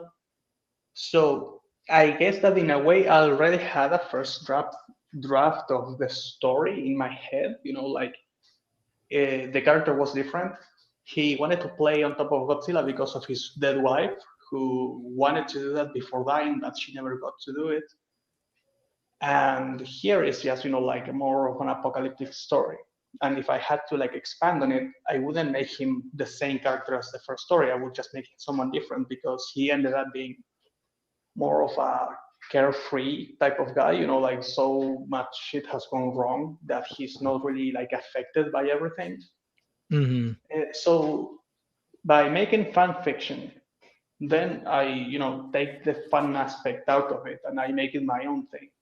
I ended up with this, and yeah, if I have to like expand on it, I feel like I can do something completely different from the first idea, to the point where it's like I really think that this is better than what I came up with at first. But I think that a mixture between the first version of this story and this one will be like the best possible Mm-hmm. thing. Like looking at like with a story, it definitely, because I know one of the subtitles for like the mini chapters is like the punk. It definitely has a very like it definitely has that vibe to it that like you hits all the marks you'd expect from like a very punk story, but it infuses it with that like over the top kaiju action that a lot of people look for. And I think that that is like it is really well done with how you combine those two elements. Like I would say like the like, and this is again nothing really to do with the writing itself. I would say like if he like did more up with the mech right here, that would feel even more like punk esque. So like really, really good job, my man. Whoop, did not mean to do that. I want to push over here. Like the guitar elements is nice. The monster is interesting. Like I'm sorry, like you you mugged Kuru. Sorry, Kuru. It's just that image of like Buzz walking away with his head down. I have been violated. You killed him. You killed this man. As well as the formatting's good too. That's another thing. I was looking. Sorry, what? I was gonna say the formatting is good too. One thing I will note is, again, just to tighten it up a bit more, I do notice that like there's a lot of sentences that start with similar words. Like you get the quite a few times. So Okay. that like checking on things like that, that's going to eliminate small little things. That's going to free up your word count again for you. And since like, again, I said like the sub, like if you ever want to redo this story again, you'll be able to cut out these subtitles as part of your word count. So then you'd have even more to play with. Yeah, and what I was thinking is because for the big bat, right, like the male, I didn't always want to say the male or the big one, so sometimes I just say the bat. So probably that also is going to make me start way many sentences with the, right? I would So say if like I give it a name, maybe even. yeah, giving him a name. Yeah. Because if you give him a name, then you'll have another word to play with. And honestly, like I would say it would add more to this guy's character if like he names it, but no one else gives it that name. Yeah. And real quick, story scholars in here. How's it going, my man? Just got here. What is good? It's going good. We've gone through a few flash fictions already. We just finished Lau's story, essentially at the 3-hour mark. So we're giving him some feedback here. But no, yeah, like this is a really good story, my man. I would love to see you just tweak it a little bit more because this is very publish worthy. Thanks. Hey, Kuru. Oh, and no, Oh. wait. I was gonna say to keep up with the music reference. I guess not only were you shredded, you were also thrashed. I'm sorry, I had to do it. You could say that he was as out of tune as Oh, that was 2005. bad. Go to, no, Out of tune. out of tune. No, bruh. No, that was bad. No, No. no, no, no. But now we're going to Hey. get on to the last three that we have for the evening. They are stories sent in by a few. I think one of the viewers is in here. I'm not sure about the other two. I know one of them got sent via DeviantArt, but we'll do Convoys next because I know Convoy was in the chat here. So we will be doing Territory by Convoy, and I know he did not put a he didn't have a piece of art to go with it, so we'll just have the four of us here to talk and discuss it. It was a warm morning near a misty swamp and a cliff. A hadrosaur herd ate in the water while a pack of albertosaurs were resting on top of the cliff with no need for attacking the herd because they had already had a successful hunt. All of a sudden, a rumbling noise from the background. The hadrosaur herd stampede off. The albertosaurs ran off out of the ground, and out came a styracosaur-like kaiju with a toothed underbite about 60 feet in horns and stripes and blue tail and spiked ball, and its nasal horn was glowing blue as well. He bellowed a foghorn-style roar for minutes, and then it was quiet. But Trireca was focused and stressed. Even looking back and forth erratically, out of the trees came a theropod, but not a normal one. It was 50 feet, and with blood-red stripes like war paint on its green scales, dragged a tail, and with 3-fingered hands and horns like a carnosaur. With jaws of serrated teeth, Gigantosaurus Rex roared at Trireca. They stared each other down. Gigantos staring with claws digging into the ground, with his foot dragging two-shaped marks onto the ground, and smiled and laughed as if taunting his rival. Trireca was stoic, his face focused, but his back was crackling small sparks, making it clear to Giganto that he was testing his patience. At this point, rain started to form, and the first drop and the moment fell. Giganto's iris shrank as he darted, jaws opened. Trireca bowed his head to stop the bite, with his frill stopping instantly. Giganto stared, snarling and moving his body, attempting to tear his head clean off. However, he let out a whine as Tri raised his head, his nasal horn right at Giganto's eye. If Giganto hesitated, then he would have had a horn through the eye socket. Trireca made a guarded pose after shaking the carnivore off. He started lancing his nasal horn at Giganto, who started bouncing back and chomping at the old beast. While that was happening, Trireca's back was glowing. His spines were coursing with electricity, and his nasal horn glowed, and like a railgun, it shot out electricity point blank at Giganto's chest, who screamed as blood painted the ground red and made him fall to his ass. He got back up, eyes darting to where Triacra was, but out of nowhere, Triacra slammed his club-like tail at Giganto's side, making the carnivore spin, but quickly got focused as the ceratopsian kaiju eyed the veteran behind him. And with gamma energy, he roared with a chance for victory. He smiled eerily, devising a plan. The young psycho ran at Triacra. The old warrior, however, made a stance, but to his surprise, he didn't go for him.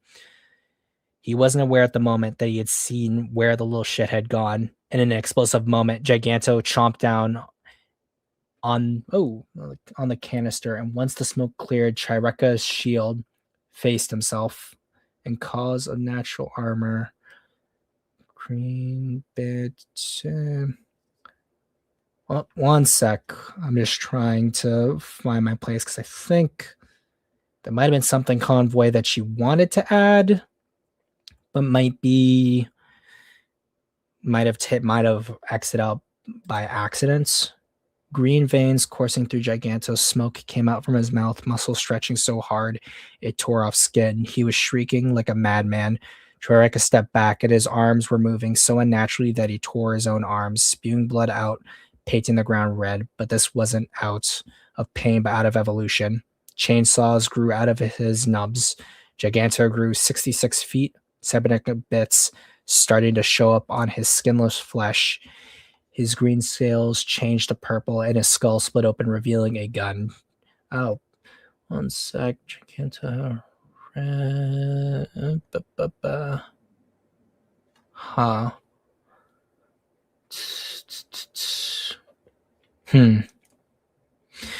Let me show everyone it on screen.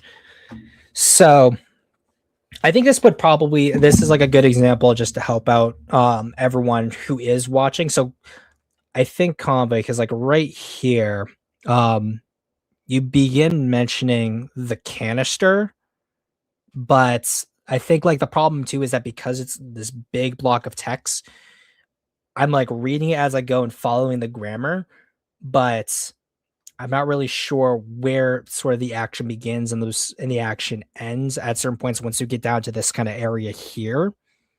Because like you get to the canister, but you don't really like the canister kind of comes out of nowhere.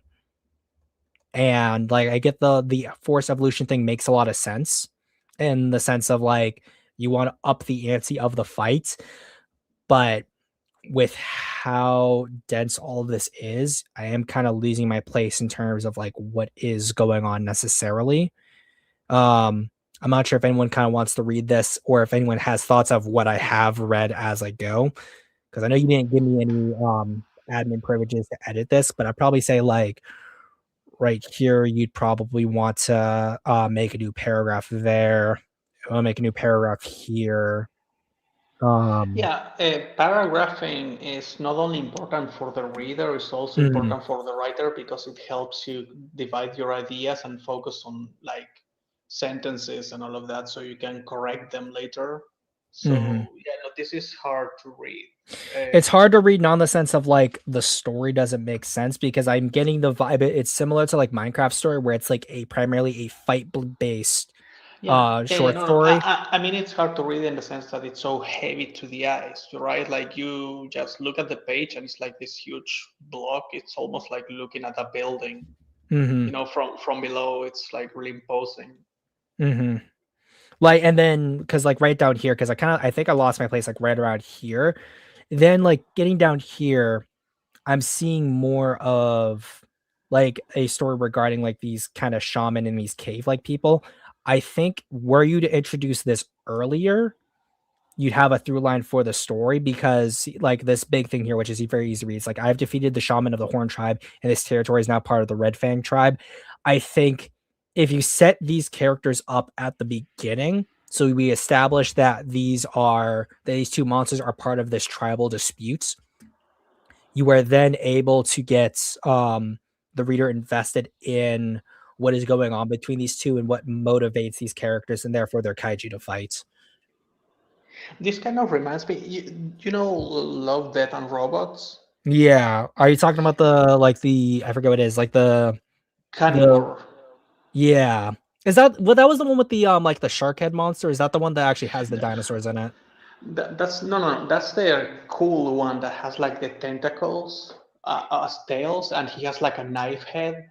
And at the end, he does the thing that most kaiju don't do, which is use their features to kill the guy. So there's like this really there's this monster that's more humanoid, and when he loses an arm, he has like a knife on the stop, right, of the arm that he lost. And then Carnivore is like this really lanky, pale Yeah, guy. no, I know which one you're talking about. Yeah, that's I like Okay. carnivore has like I always thought of him as kind of like a land shark too. But yeah, we're thinking of the same one. Yeah, this Yeah, one right here. yeah, dude, this is such a cool design, and the name Carnivore, like, oh, I love this one. Very cool. Yeah, it's like badass made into a design. But yeah, Mhm. it kind of reminds me of that, like when you say, like it grows chainsaws. By the way, chainsaw reference. I love chainsaws, but also when you say that, and then on top of that, it's like his head splits and there's like a gun. Mhm. Some people might look at it, and to be fair, and I'm not saying this because I think so. It's just because sadly it's the way things are. Some people read stuff like that and they think, oh, this is really stupid, right? Like, oh, okay, whatever happens, right? Like it's just like dumber and dumber and dumber. But the thing is, like that's just like the style of it, right? Like to some people, like this is going to be cool as fuck. And I think that if you do it right, and if you explain why these creatures have these capabilities, I think that's fine. Honestly, like Mhm. that just gives it personality, and I think that the story has that. It's just that yeah, you have to fix the writing part of it. Mhm. I, Like I I mean, think considering also that we haven't finished it yet, yeah, so because because as I'm trying to like read it, there's a few like things in it like are definitely like either not spelling errors, but like they don't follow one another. So then I'm like almost adding a few things in to make it sound more coherent. But like the ideas are interesting. I think that like because you're talking about like these cave people, but there's also this hyper advanced technology with these kaiju. I think setting down and like establishing what the world you want to do is for this. And I think that um almost my first thought would be like if this is like a techno barbarian type of scenario where it's like yeah, a that world same where thing. Yeah, there's like monsters that are roaming around, but there's people who are surrounded by like old advanced technology and they're able to use it in primitive ways that like has this like twist on like ancient practices with modern flair to it. I think that's a story worth telling. And then that you can have like you said, the chainsaw and gun head references without it feeling kind of out of place for a reader, and you're able to have them buy into the story. Because I'd say like at least from a purely concept standpoint, it's definitely metal. It's without a doubt metal. I think it's definitely hammering down on the fundamentals. I think what you could do, Convoy, is if you send me or not send me, if you let me just do this right now. Yeah, let me just send a request for that, because if you let me be the editor, I'll be able to when I have time to, I can sort of break up these into more digestible like paragraphs, so then it's easier for the viewer to read it. And then let me just go to word counts here too, so you're within the word count as well. You even have just a few more words to play with. So if you wanted and can expand out the story, we would be able to get to that end without feeling like we're compressing too much. But like overall, I think it just needs a little bit more meat on its bones, focus on the formatting, and I think we've got it. Like let me take Yeah, the let me biggest go thing here. here is like the formatting, and I do think that is relevant since some of us have been looking at wanting to make these into books. Yeah, like if you want to make these into like stories that more people will look at, I think it's important to get the formatting down. So let me move over. Let me stop sharing my screen real quick and go to this Word document here. So just so I'm just copying and pasting everything. So we'll just take this right here and I'll reread it. So it was a warm morning near a misty swamp and cliff. So we could take this right here. It was a warm morning, and we could do as a hadrosaur herd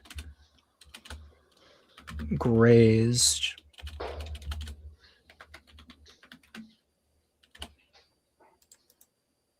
In the water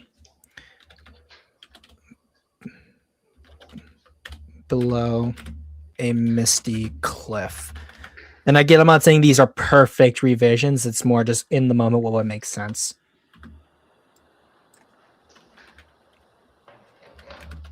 Above them, a pack of Albertosaurs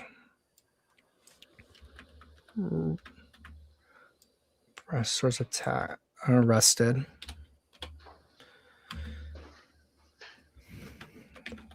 With a successful hunt, they had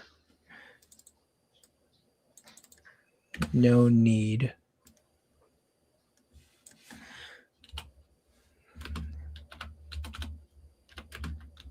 to descend upon them. Also, like one thing I wanted to say is, You could actually laugh. You could talk while I just work on this. That'd be perfect. okay, good, yeah. So what I wanted to say is, concepts like this nowadays are way more viable than ever before because we have examples like Primal and literally all of Love, Death, and Robots, as I said previously. Before, we didn't really have all that much stuff like this, that was like willing to go in crazy directions or similar concepts, like very short stories that just explore a little bit of a world. So when you do this, you have to take it seriously because there's no excuses anymore. Like people will be reading the things you make. So formatting and like drafts, as I said before, are something that everyone should do before you publish something or finish it or just share it around. Because I'm gonna be honest, I'm not going to say any names. I don't want to talk about the story itself, so no one knows what I'm talking about. But there was someone who sent me a story, right? It was written, because I'm not saying who and when it happened or in which server or anything, it was like formatted and written like shit. Like the sentences made no sense. Clearly, they didn't really think about it. Like they didn't take their own work seriously. And they actually had some really cool ideas, right? But those ideas will never actually be taken seriously by anyone if you don't make it accessible for someone to read, right? You need to like work on the structure of the sentences, and everyone is going to make mistakes. It's normal if you maybe make a first draft and then you realize, oh, I made like a bunch of mistakes, right? And have to correct like 30% for the second draft. That's fine. Like it's literally going to start getting better with time, and you won't make any mistakes over, like practice and practice and practice. And if I can do it and I don't even speak the language like natively, you can do it too. Like it's going to be okay. But like the ideas that you have here, I think that they're like so fucking cool that you should take it more seriously and like try to work on this kind of stuff. Because honestly, like dividing in paragraphs, like that's super basic. Like that's something that honestly Sim shouldn't be doing. But if he's doing it, it's because like he's also reading what you made and he also realizes that it's really cool. So believe in yourself and take yourselves more seriously, guys. Because if you don't, like here we're more open to mistakes and all of that. We all understand that everyone's new, but someone else might not take you seriously if you didn't take yourself seriously enough to make corrections and stuff like that.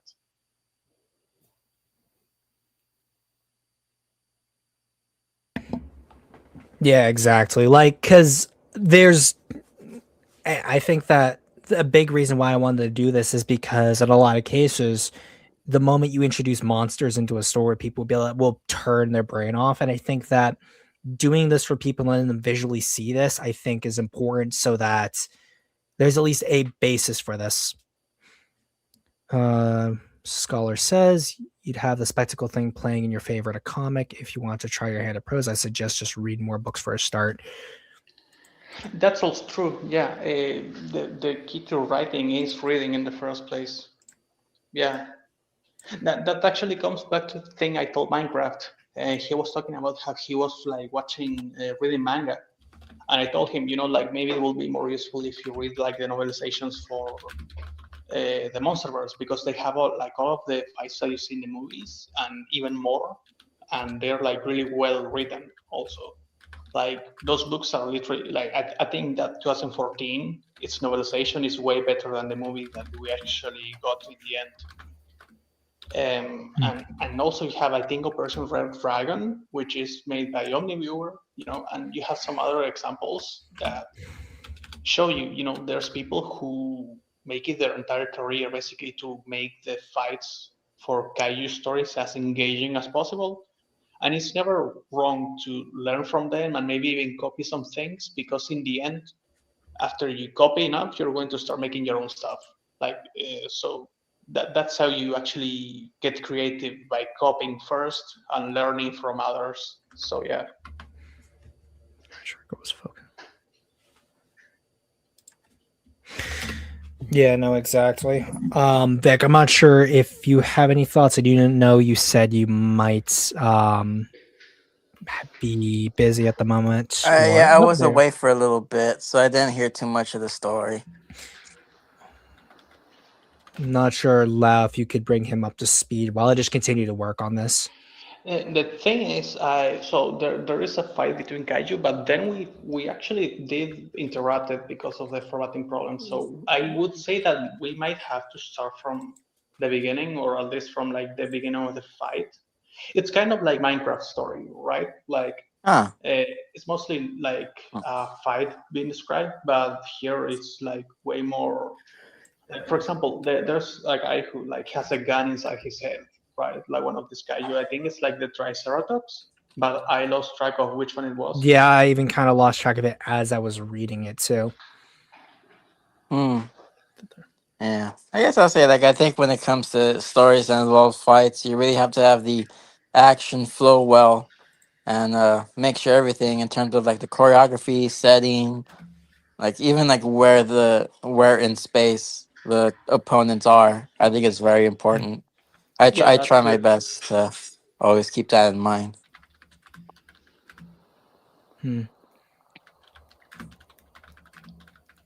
Head Hmm.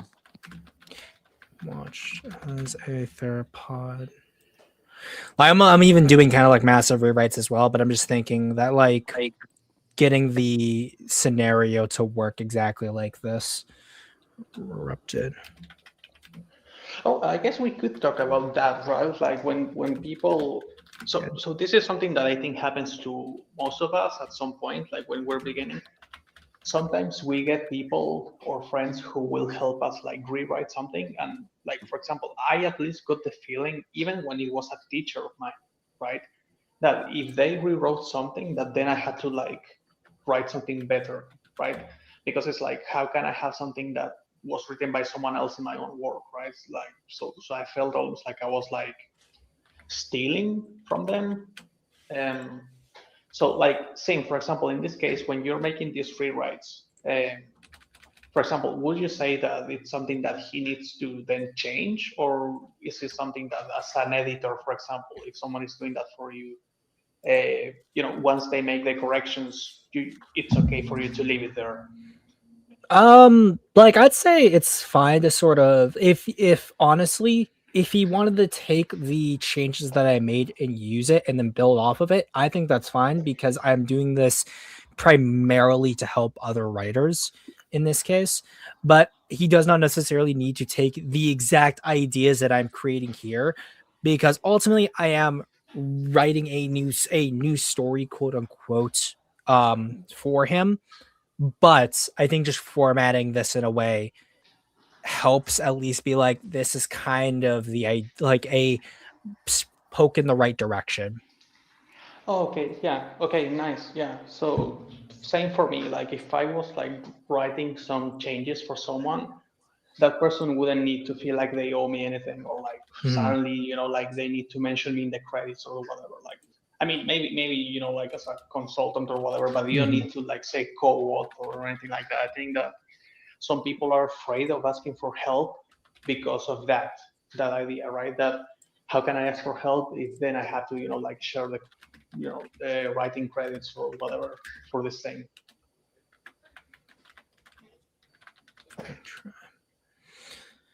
Focus on like let me just use these just for now. So obviously we'll do this right here, tab, and then whoop, that's not what I want to do. There you go, tab over. So yeah, it was a warm morning as the hadrosaur herd grazed in the water below a misty cliff. Above them, a pack of albertosaurs rested. With a successful hunt, they had no need to descend upon them. Suddenly, a rumbling noise erupted from underground. The hadrosaur herd stampeded off, and the albertosaurs Sim? sprinted from the cliff's apex. Yeah, Sorry for interrupting. no, There's you're good. something I wanted to talk about. When he's talking about the what was it? Let me take a look at this. The Albertosaurus. Mhm. At All right, first, his phrase. I hate to Yeah? I hate to interrupt, but I'm actually going to hop off as I'm going to be going to go eat dinner. If y'all are still going by the time I'm back, I might hop back on. Cool, man. But Okay. I guess all I'll say is I hope to get back to working on my YouTube stuff and whatnot. You can find me on Twitter and Instagram, but I don't really post often, but I'm there.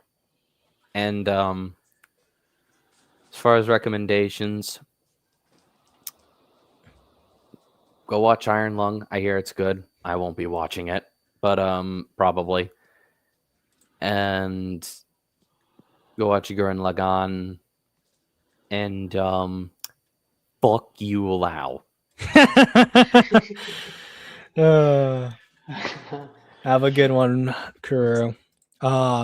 Bye. It's like, where did I stop at? I just want to go through it all before. We're almost finishing this first paragraph. Okay, yeah, right there. Suddenly, a rumbling noise erupted from underground. The hadrosaur herd stampeded off, and the albertosaur sprinted from the cliff's apex as a massive creature erupted from the earth. Styracosaur-like in appearance, it stood over 60 feet in height, what the Horn tribe had named Trireca. Bellowing out across the landscape, all life within the valley became quiet. Trireca was focused, but even the warrior god incarnate was stressed. And even then, I made a mistake here, which should be instead of turned, or even he turned. His blue horned head, he watched as a monstrous theropod, and right here, again, another error that I've never heard, erupted from the cavern he had just climbed out of. Its blood red stripes, green scales, and dragging tail. Every period.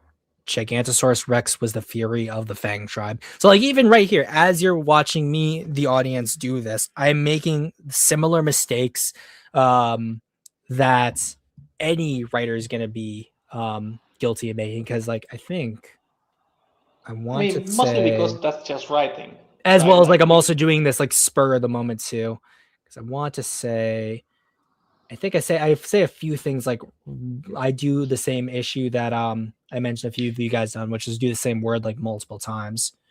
Yeah, like I get part. See, I use erupted 3 times. And then cliff, things like that. I use cliff a few times. Things like that. So just that's like just a small little example of the things that like you deal with as writers and something to make note of. I know that you say here, Convoy, I'm definitely taking those criticisms to heart. I feel like this would work better as a comic, as this was my first time prose writing. Well, I mean, yeah, like I would say like almost anything can transition over from like a visual medium to a prose medium. It's a matter of once you understand the mechanics of the medium that you are working with, you will be able to transition from one to the other. Actually, I would like to say that I think that's a trap that we put ourselves in, right? Because here's the thing: you need to make it a comic, okay? So now you need to learn to draw, right? So in a way, it's almost like a self-sabotage, like you're giving yourself extra steps, because now I need to write it, okay, but now I need to draw it, now I need to paint it, like I need to find someone. You're just delaying this, and I think it might even come from not for you necessarily, Convoy. Like this is something that happens to everyone. It even happened to me. We try to delay the possibility of failure as perceived by ourselves. So we try to put as much distance between us and the finished product of what we're trying to do. So sometimes what happens to me is that like I want to do something, right? Like let's say I just want to make like a drawing of I don't know, like a poster for a movie. And so I'm like, well, but in this poster it will be raining. I don't know how to do rain effects now. I have to learn that, right? Now I need to look it up and see what other people are doing instead of just like getting to draw and maybe changing my ideas or like just like doing whatever. Sometimes we just make things way more complicated than they need to be. And the thing is, if you're writing something that's good, and if you learn to write and you just get used to it and you start experimenting, you're going to make it work even if people don't have visuals, because books don't need visuals. That's the thing. Like that's something that's even better than comics. Stephen King's It works perfectly without you seeing the clown. Like we have Bill Skarsgård now. Making like the best Pennywise we ever had, but that doesn't make the book invalid, right? Because the book actually does a lot of things that you cannot do when you have the visuals. There's actually like an entire the only time that I was actually scared because of a book was in It, and it was a part where a kid is getting chased by something that he thinks it must be the creature from the Black Lagoon. Something that you couldn't do in movies is describe to me how the wetness, of the sounds, how he imagines the thing moving in the mist, all of that stuff. You cannot really do it in a movie and scare me in the same way that I scare myself while reading it, right? And this isn't just with horror. So I would say don't fall in the trap of saying, like this is very visual heavy, because then you're just going to delay your own success. So just write, and if it doesn't read well, just rewrite it, and if it doesn't read well after that, just keep rewriting. Yeah. And maybe even take a break, do something different, and if you think that it's worth it, then come back like a couple of months later. There's nothing to be ashamed of for having to take a break from a specific thing. That's normal even for drawing and film editing. Sometimes you just have to leave the room, go out in the sun, and then come back for you to notice, okay, this color actually is not as saturated as it should be, or okay, yeah, no, I fucked up this pose and the perspective. You just have to stop for a little bit, so that's okay. Yeah. Actually, Scholar says it best. Writing is just practice. Writing is a skill. I think yeah, the human that's parts were supposed to be a twist. I think like they can be a twist, but because you don't really we don't know necessarily what's going on in the world. It doesn't come across as a twist. It feels like it comes out of left field. That's the thing, is that something coming out of left field is also a twist, but because there's no build up to it and there's no way for the audience member to even have an impression that this could happen, it doesn't feel natural. Yeah, like all the Deus Ex Machinas at the end of the Gamera movies. Okay, but now for real, there was a little something that I wanted to ask you, Sim. Because Shoot. I think that it's interesting. There was some phrasing he used. So he was talking about the, was it Herrerasaurus or something like that? In Convoy Story? Yeah, and there was a part where he was saying, you have all the Paralaphosaurus. Oh, I mean, it wasn't really that, but it was like basically the herbivores. And he describes how there's like a little pack of theropods near them, right? The carnivores. And he says they were there, and then he says because they had already eaten or something like that. Yeah, it's like right up here at the front. With no need for attacking the herd because they had a successful hunt. This part right here you're talking about? Yeah, the use of the word because doesn't it sound kind of weird? Like I feel like that's a word that we use in dialogue, but as a narrator, you normally use as they had already eaten. Is it something that just sounds weird to me as maybe someone that doesn't speak English as a first language, or would you say that there are some words that in narration feel a little bit like too direct? Like the narrator is speaking to you more than. I think it's fine. I think that you need to line up the dialogue and your like not dialogue, the narration with the perspective of the character. Like if you are in a first person perspective, not first person, a third person perspective, and it's third person personal, where you're really inside the character's head, and it's essentially like quotationless dialogue that the character's saying. It's like, well, I thought this because so and so and so, it makes sense, or because of his own ambitions, such and such thought this. It makes sense, especially for human characters. And if you're verbally telling someone a story, saying because can work and it will flow nice because it sounds natural. But again, because we're dealing with animals and they don't like their thought processes aren't going to be the same, it can just sound off because this whole like portion here feels just very naturalistic, and with because infers a greater level of cognitive thinking that like people will have versus animals. To me, it almost feels like a parenthesis, as if the author wants to make a clarification for Yeah, you. that also that I agree with that. Yeah.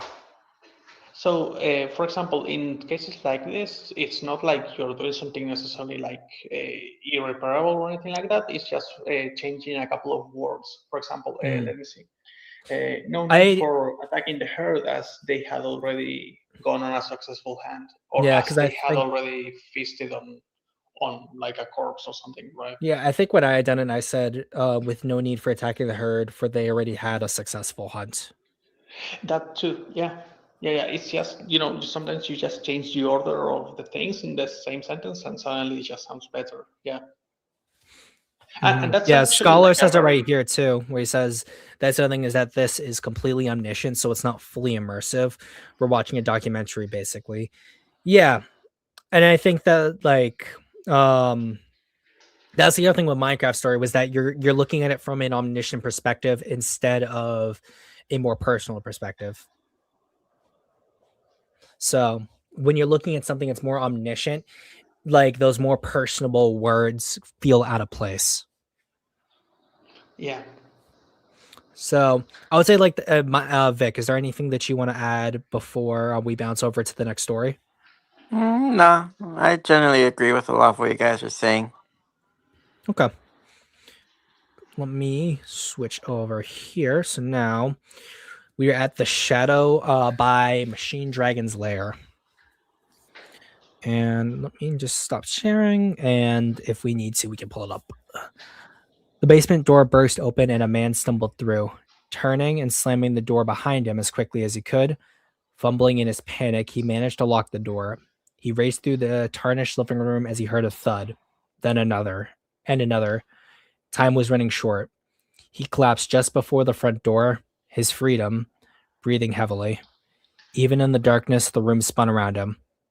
Don't stop now, he thought. I can make it out. Collecting all his remaining strength, he pushed himself back to his feet and opened the door. Fresh air washed over him, giving him an instant energy boost. In that moment, he heard the door to the basement break. Not giving himself a moment of hesitation, the man ran out to the street and into the night. The next morning, a squad car pulled up to a scene where a fire truck and ambulance were parked outside a house. The car stopped and a detective got out. He walked up to the paramedics and firemen. Any updates? The detective asked. 3 deceased adults, 1 male, 2 female. One of the paramedics responded. And the adult male we found this morning is awake, dazed but awake. She gestured towards the ambulance.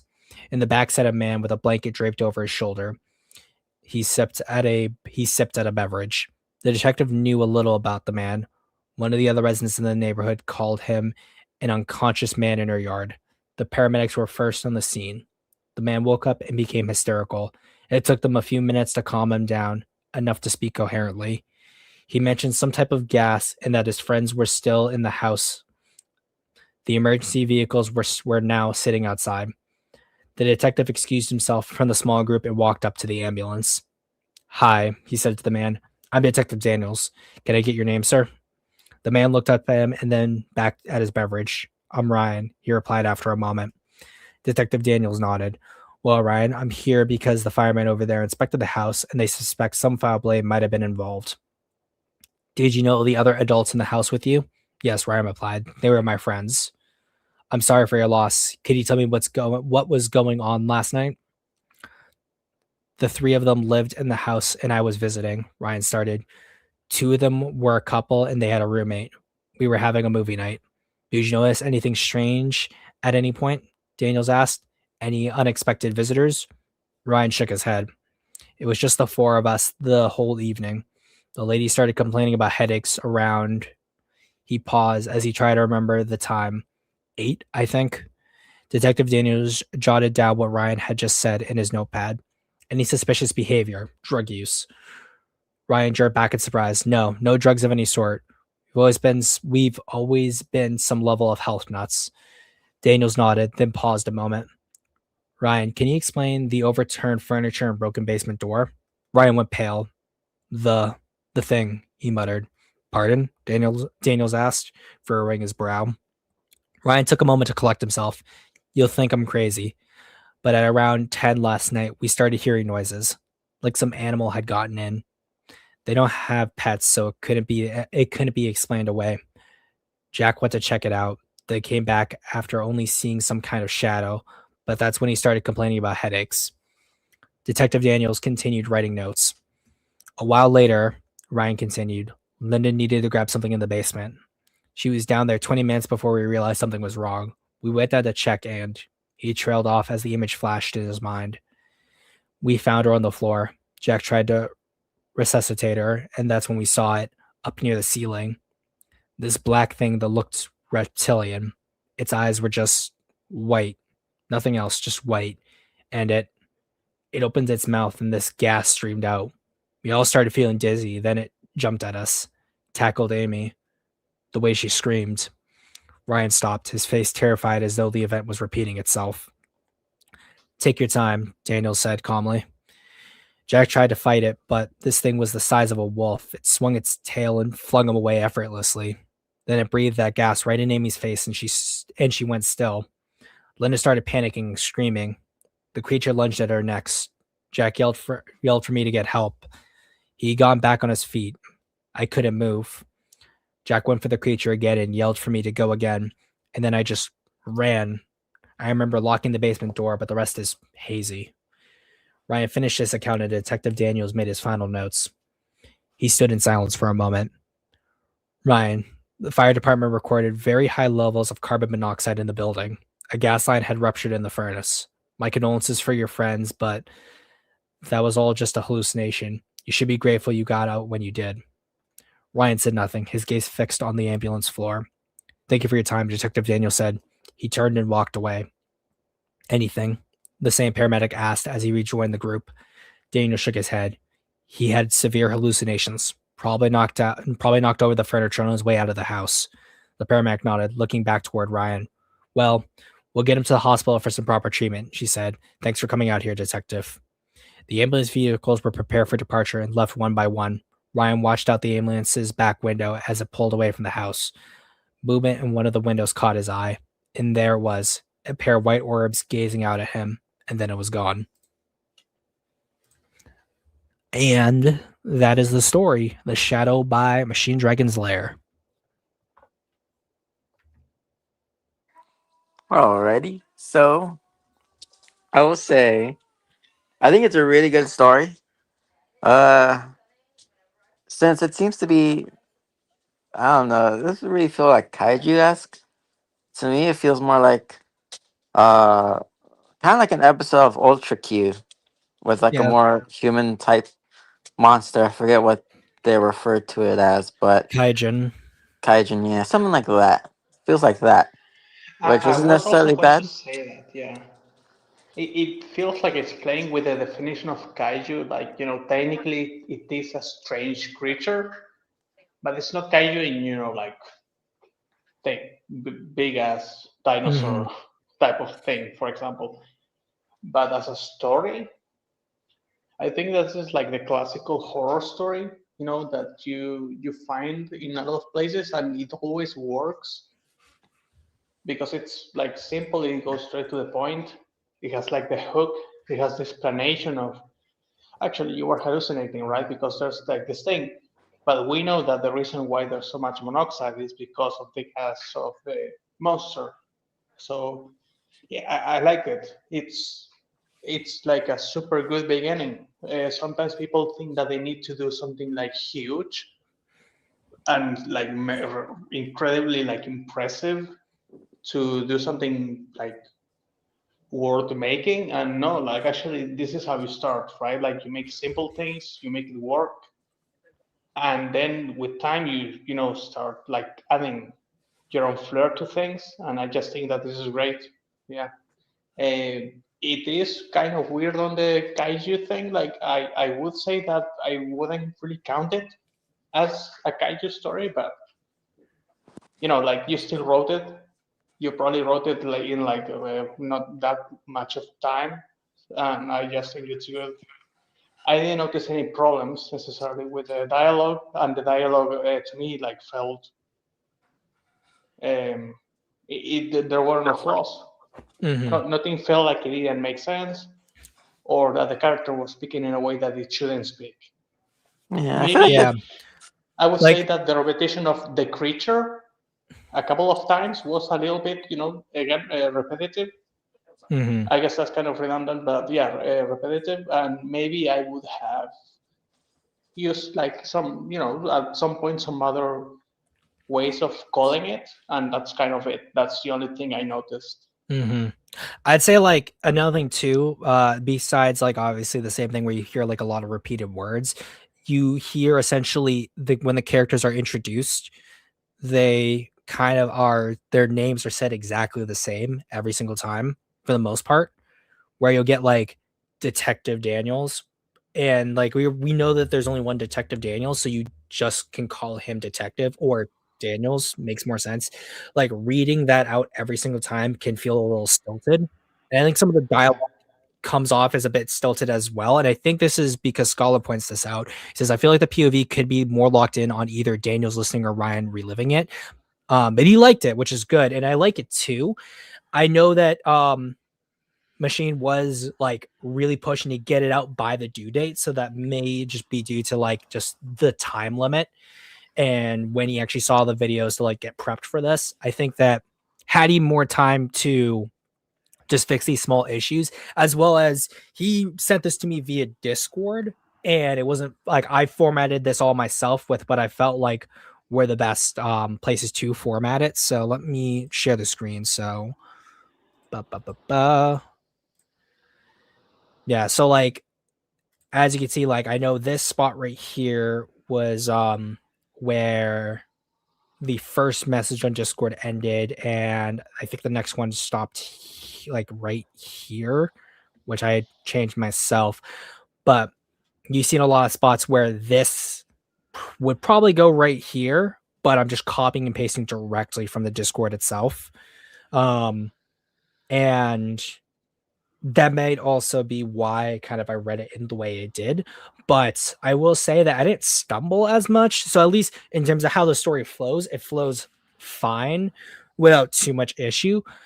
But I do think like focusing more on the POV could probably could make more sense. I think that, like Scholar says, I think Daniels is a stronger character to sort of be the POV, where you start from Daniels asking Ryan to talk about this, and you tighten this up here, and then keep going throughout the entire story. Will overall make the revolution more effective, especially if like right here at the end you have what Loud mentioned with my story with the twist, where essentially we chalk it up to a hallucination, but then we finally switch perspective to Ryan, we realize that it's not a hallucination. Yeah, and also one thing that you can do if you focus on the detective, when he goes into the scene, he could see little details that he doesn't really think of necessarily all that much. Like detectives are supposed to think of like every little fucking thing, but if he sees like some slashes on the walls as if they were close or something like that, at first his mind would try to rationalize it as, oh, maybe something fell there, right? But then after he listens to a story, you know you make it really vague. The things he sees, he sees something that kind of like grabs his attention for a little bit, but you don't like overly describe it. After he hears the story and he leaves back outside, he goes back outside, he looks at it again, and then he realizes, holy shit, it looks like claw marks. And then he maybe has that moment of, I'm just being paranoid. Of course, there's no lizard man. And then you make the swap. So you leave some of these clues at the beginning, and then near the end of the POV of this character, you recontextualize them. That could Mhm. also work. Like, because I'm imagining almost some of these like angles as if it was like a movie, and I imagine seeing the guy from above going into the scene. And like in a movie, you could even make that like a POV, right? Like you're the monster like hiding in the roof or something. But like, I imagine like you see little details, kind of like in Resident Evil. You know how the first Mhm. Resident Evil has like these pre-made shots, angles, camera angles. Fixed camera angles, yeah. Yeah, and they're specifically made for you to notice little things, right? So then if you pay attention, okay, I can interact with this, I can interact with that. So you can almost look at your scenes in that way. You leave certain like small details, and yeah, like the readers will catch on. It's kind of like the thing you said, same, right? When you said, my namesake is like with the leading people through the desert. If you pay attention, you realize that's Moses, right? So it's kind of like that too, in a way, but you Mhm. can use that same concept or idea and just use it for a bunch of different purposes.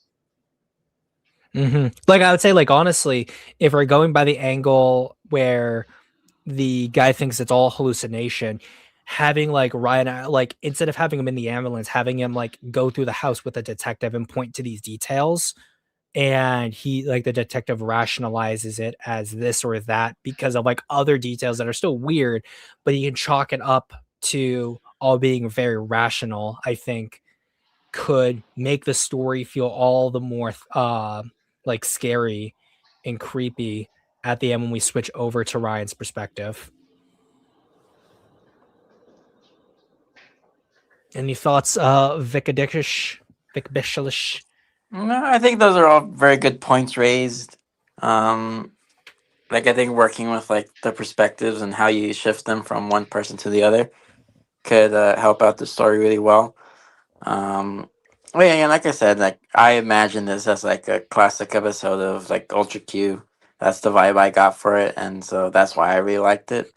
Like Um, I love Ultra Q. I think Ultra Q is the best Ultra series in my personal opinion.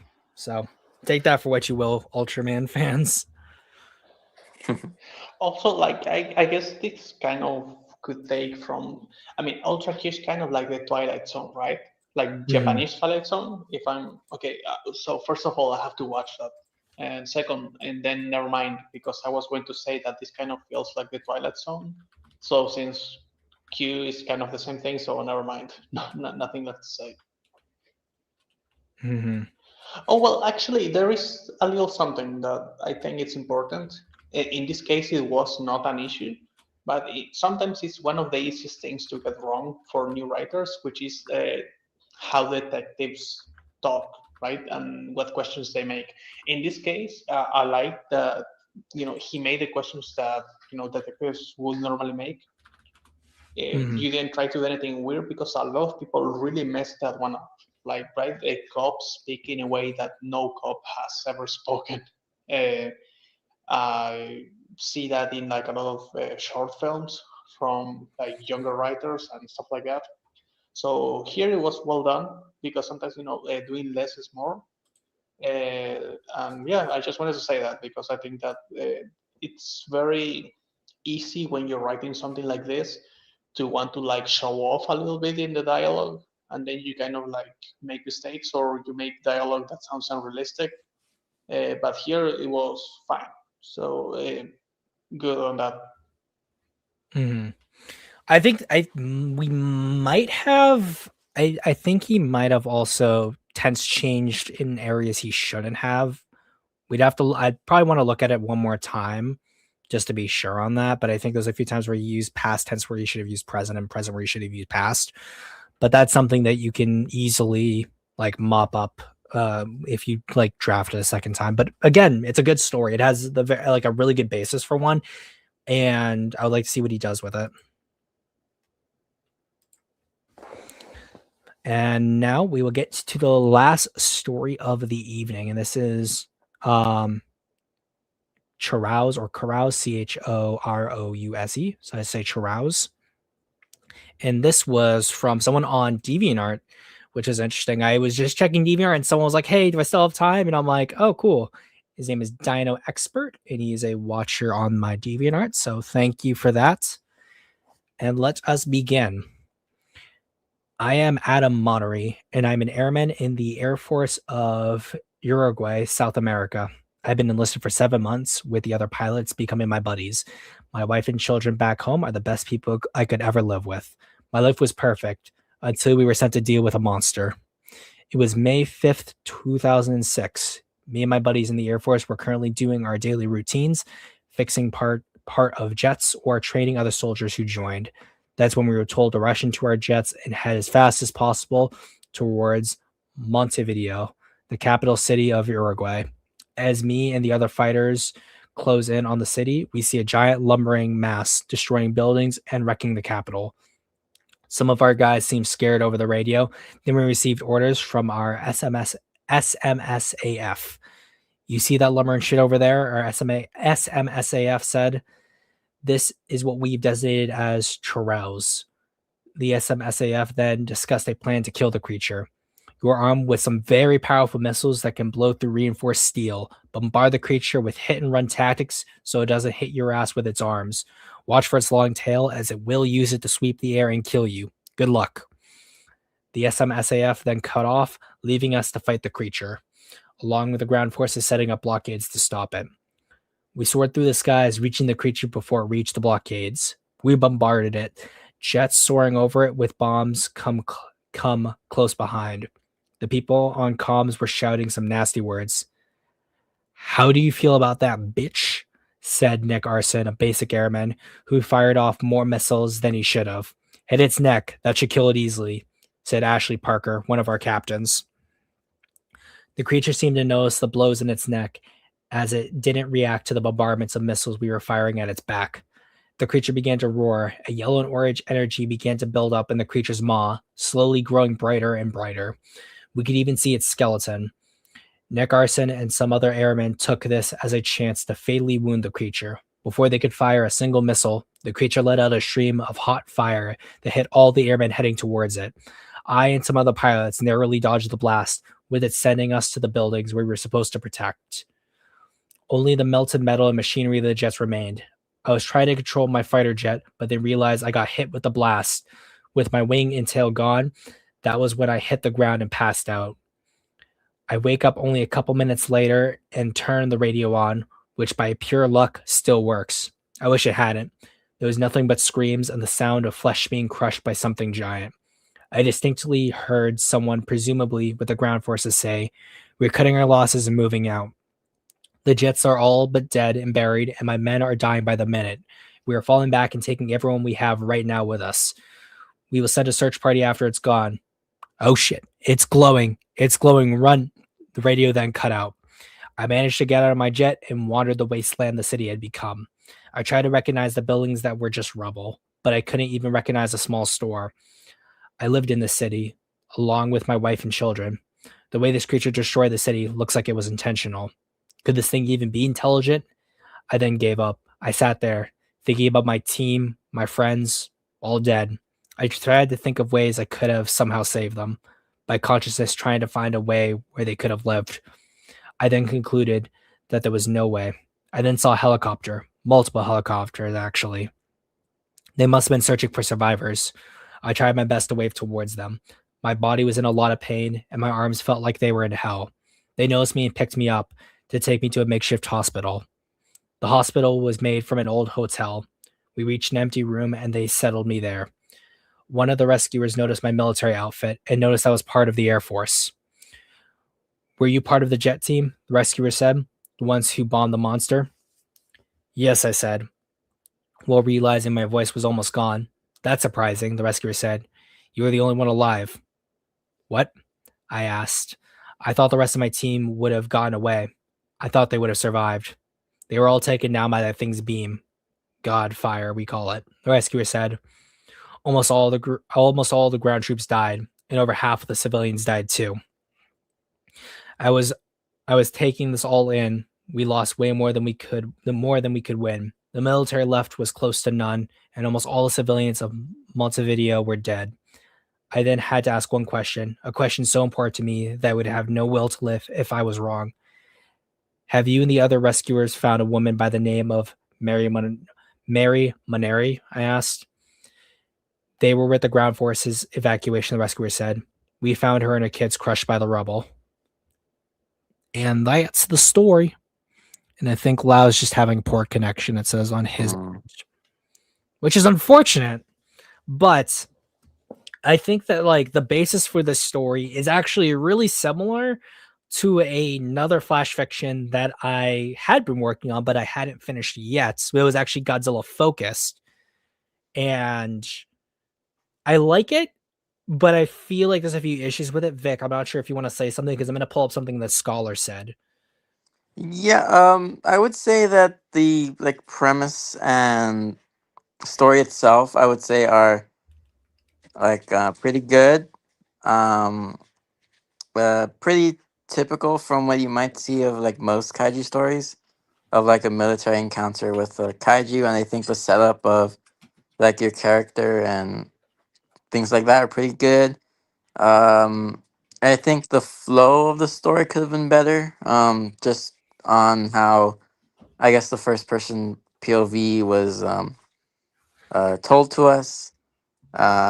The ending, I would say, is pretty uh, executed a little poorly, but like what the ending was going for, I think was pretty good.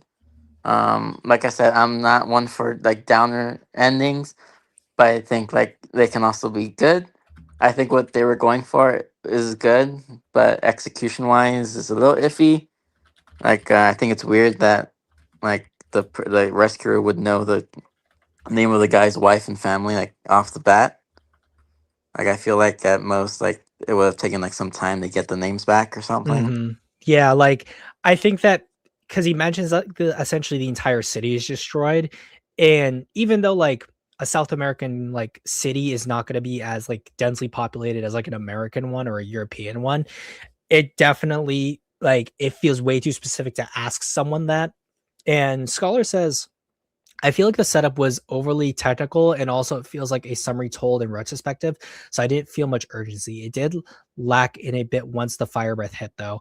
Yeah, like I think that I don't mind a technical aspect. I think a technical story can work well. I think the problem is that there's not enough technical babble to where it feels like properly informed. Because, for example, when he says SMSAF, I wasn't sure what that is. And because he says that essentially the character is an airman, it I checked to see if that's like as an actual Air Force title. But it's not a standard acronym. Like there is CMSAF, which is Chief Master Sergeant of the Air Force, which I'm not sure if he meant to do that instead of SMSAF, or if that's like because since he says it's like it's Uruguay, Air Force ranks or SMSAF. I want to see if that's actually something that's Air Force. Like first thing comes up for Uruguay Air Forces is that there's SMSF. And even then I'm like, I'm not even seeing a direct like link for anything because I'm trying to see specifically. No. So I think he might have meant to say CMSAF instead of SMSAF. Like, let me actually show the story on screen right here, because like it's noticeable here where it says our SMSAF. Like, this could work if this was like a military briefing, like an after action report. But even then, soldiers don't usually always use this. So, like, say commanding officer, things like that, where it seems like because it sounds interesting, it's used multiple times. Let's see. Yeah, the timeline was a bit rushed. A lot happened in what felt like a matter of hours. I wasn't completely sure. I think that like that is fine. Like a unprecedented effect, like attack like that from a monster could have like a massive like amount of catastrophe within a short amount of time. But like you said, you don't feel the urgency, and there's so little detail. You don't really get a full picture. And like, for example, like the term rescuer is used, like this is very informal, but like saying the rescuer, just like say the doctor or the nurse, things like that make more sense. Like rescuer doesn't make a whole lot of sense, at least in this context. And I like the motivation that the character's feeling is that like that's fine, but I don't really feel it with the character, where I think that had he like thought about his wife and his children when he went down, that would have made more sense. Or instead of focusing on the aftermath, I think like having him get taken out of the sky as the ending of this story and thinking about his wife and kid could have a better emotional impact and focus mostly on the technicals of this Air Force battle. But I think that, yeah, there's too much being talked about. Like, this could work as a short story, but as a flash fiction, let me see. The word count for this it's just shy of 1,000, so there are more words to play with. But I think that tidying up the story so that you can have those remaining words to get a more focused narrative, I think would be better than trying to encompass this entire monster attack. Like, I think this could be like several stories in and of itself. Yeah. Yeah, Lau says, like, as it's still not letting me like add him, which is weird. Lau says, yeah, the beginning is a bit rushed when they are just told to fight it, and some of the vocabulary might also come from a language difference. I'm guessing he is from Uruguay. Like, nothing really specifically says that. Like, even this says United States. Maybe he is like your roots from Uruguay, and that's why you wanted to talk about it. I think that if he is from Uruguay or is familiar with the culture, writing about it in a way that leverages the culture, I think would be better, because then it feels more real to the reader.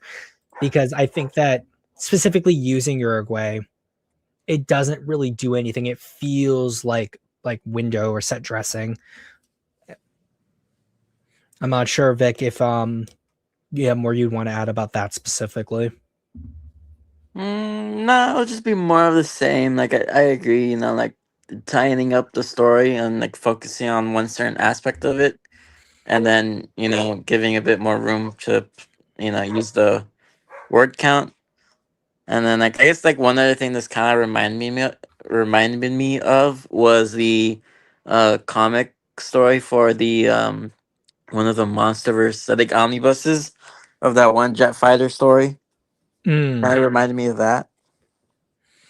Yeah, like I have a story that's like a flash fiction too that's very similar to this, but as I've worked it, I've primarily focused on the aftermath of the fight, and then keeping that character within like this location to continue a story and have something meaningful happen at the end, rather than try to make a big encompassing like synopsis of these events and like, oh, like he fought here, he fought there, he was rescued, he's picked up, now he's seeing the aftermath and thoughts about it. Then it very much is in the moment and focusing on those little details. I don't think there's enough details to where it feels as impactful as I think the author wants it to be. I think there's a lot of good here. I think breaking the story apart and maybe writing another story to like conclude this one is fine, instead of trying to fit all of this into what is, again, a small package. Like, flash fictions are meant to be small stories, and I think that given what we have seen from a lot of the writers here, there's been a lot overall that shows that, like, with the right approach, you can get a lot with just just a few words. Mm-hmm. But let me see. Is it still not letting? It's not letting Loud join, but there really isn't too much else that I need to like add for this stream here.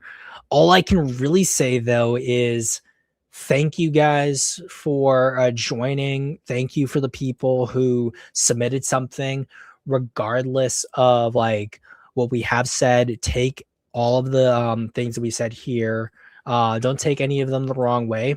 We are doing it primarily to help everyone improve as writers, and hopefully you can take any of the stories if you feel it is worth revisiting them, maybe refining them for the next flash fiction stream that we're going to do. I'm planning on probably doing another one at the end of this coming month. So from now until then, I will do a community post tomorrow letting you know. We'll tentatively prep for, I want to say the first, not the first, no, definitely not the first, the last Monday of the month will probably be what that is until I get further notice, and we may push it back further into that week. So mark your calendars. The next submission for Flash Fictions is going to be February 23rd. That will be the due date, and it may end up being that the due date is the same day the stream happens. If not, it may be that the stream is later on in that week.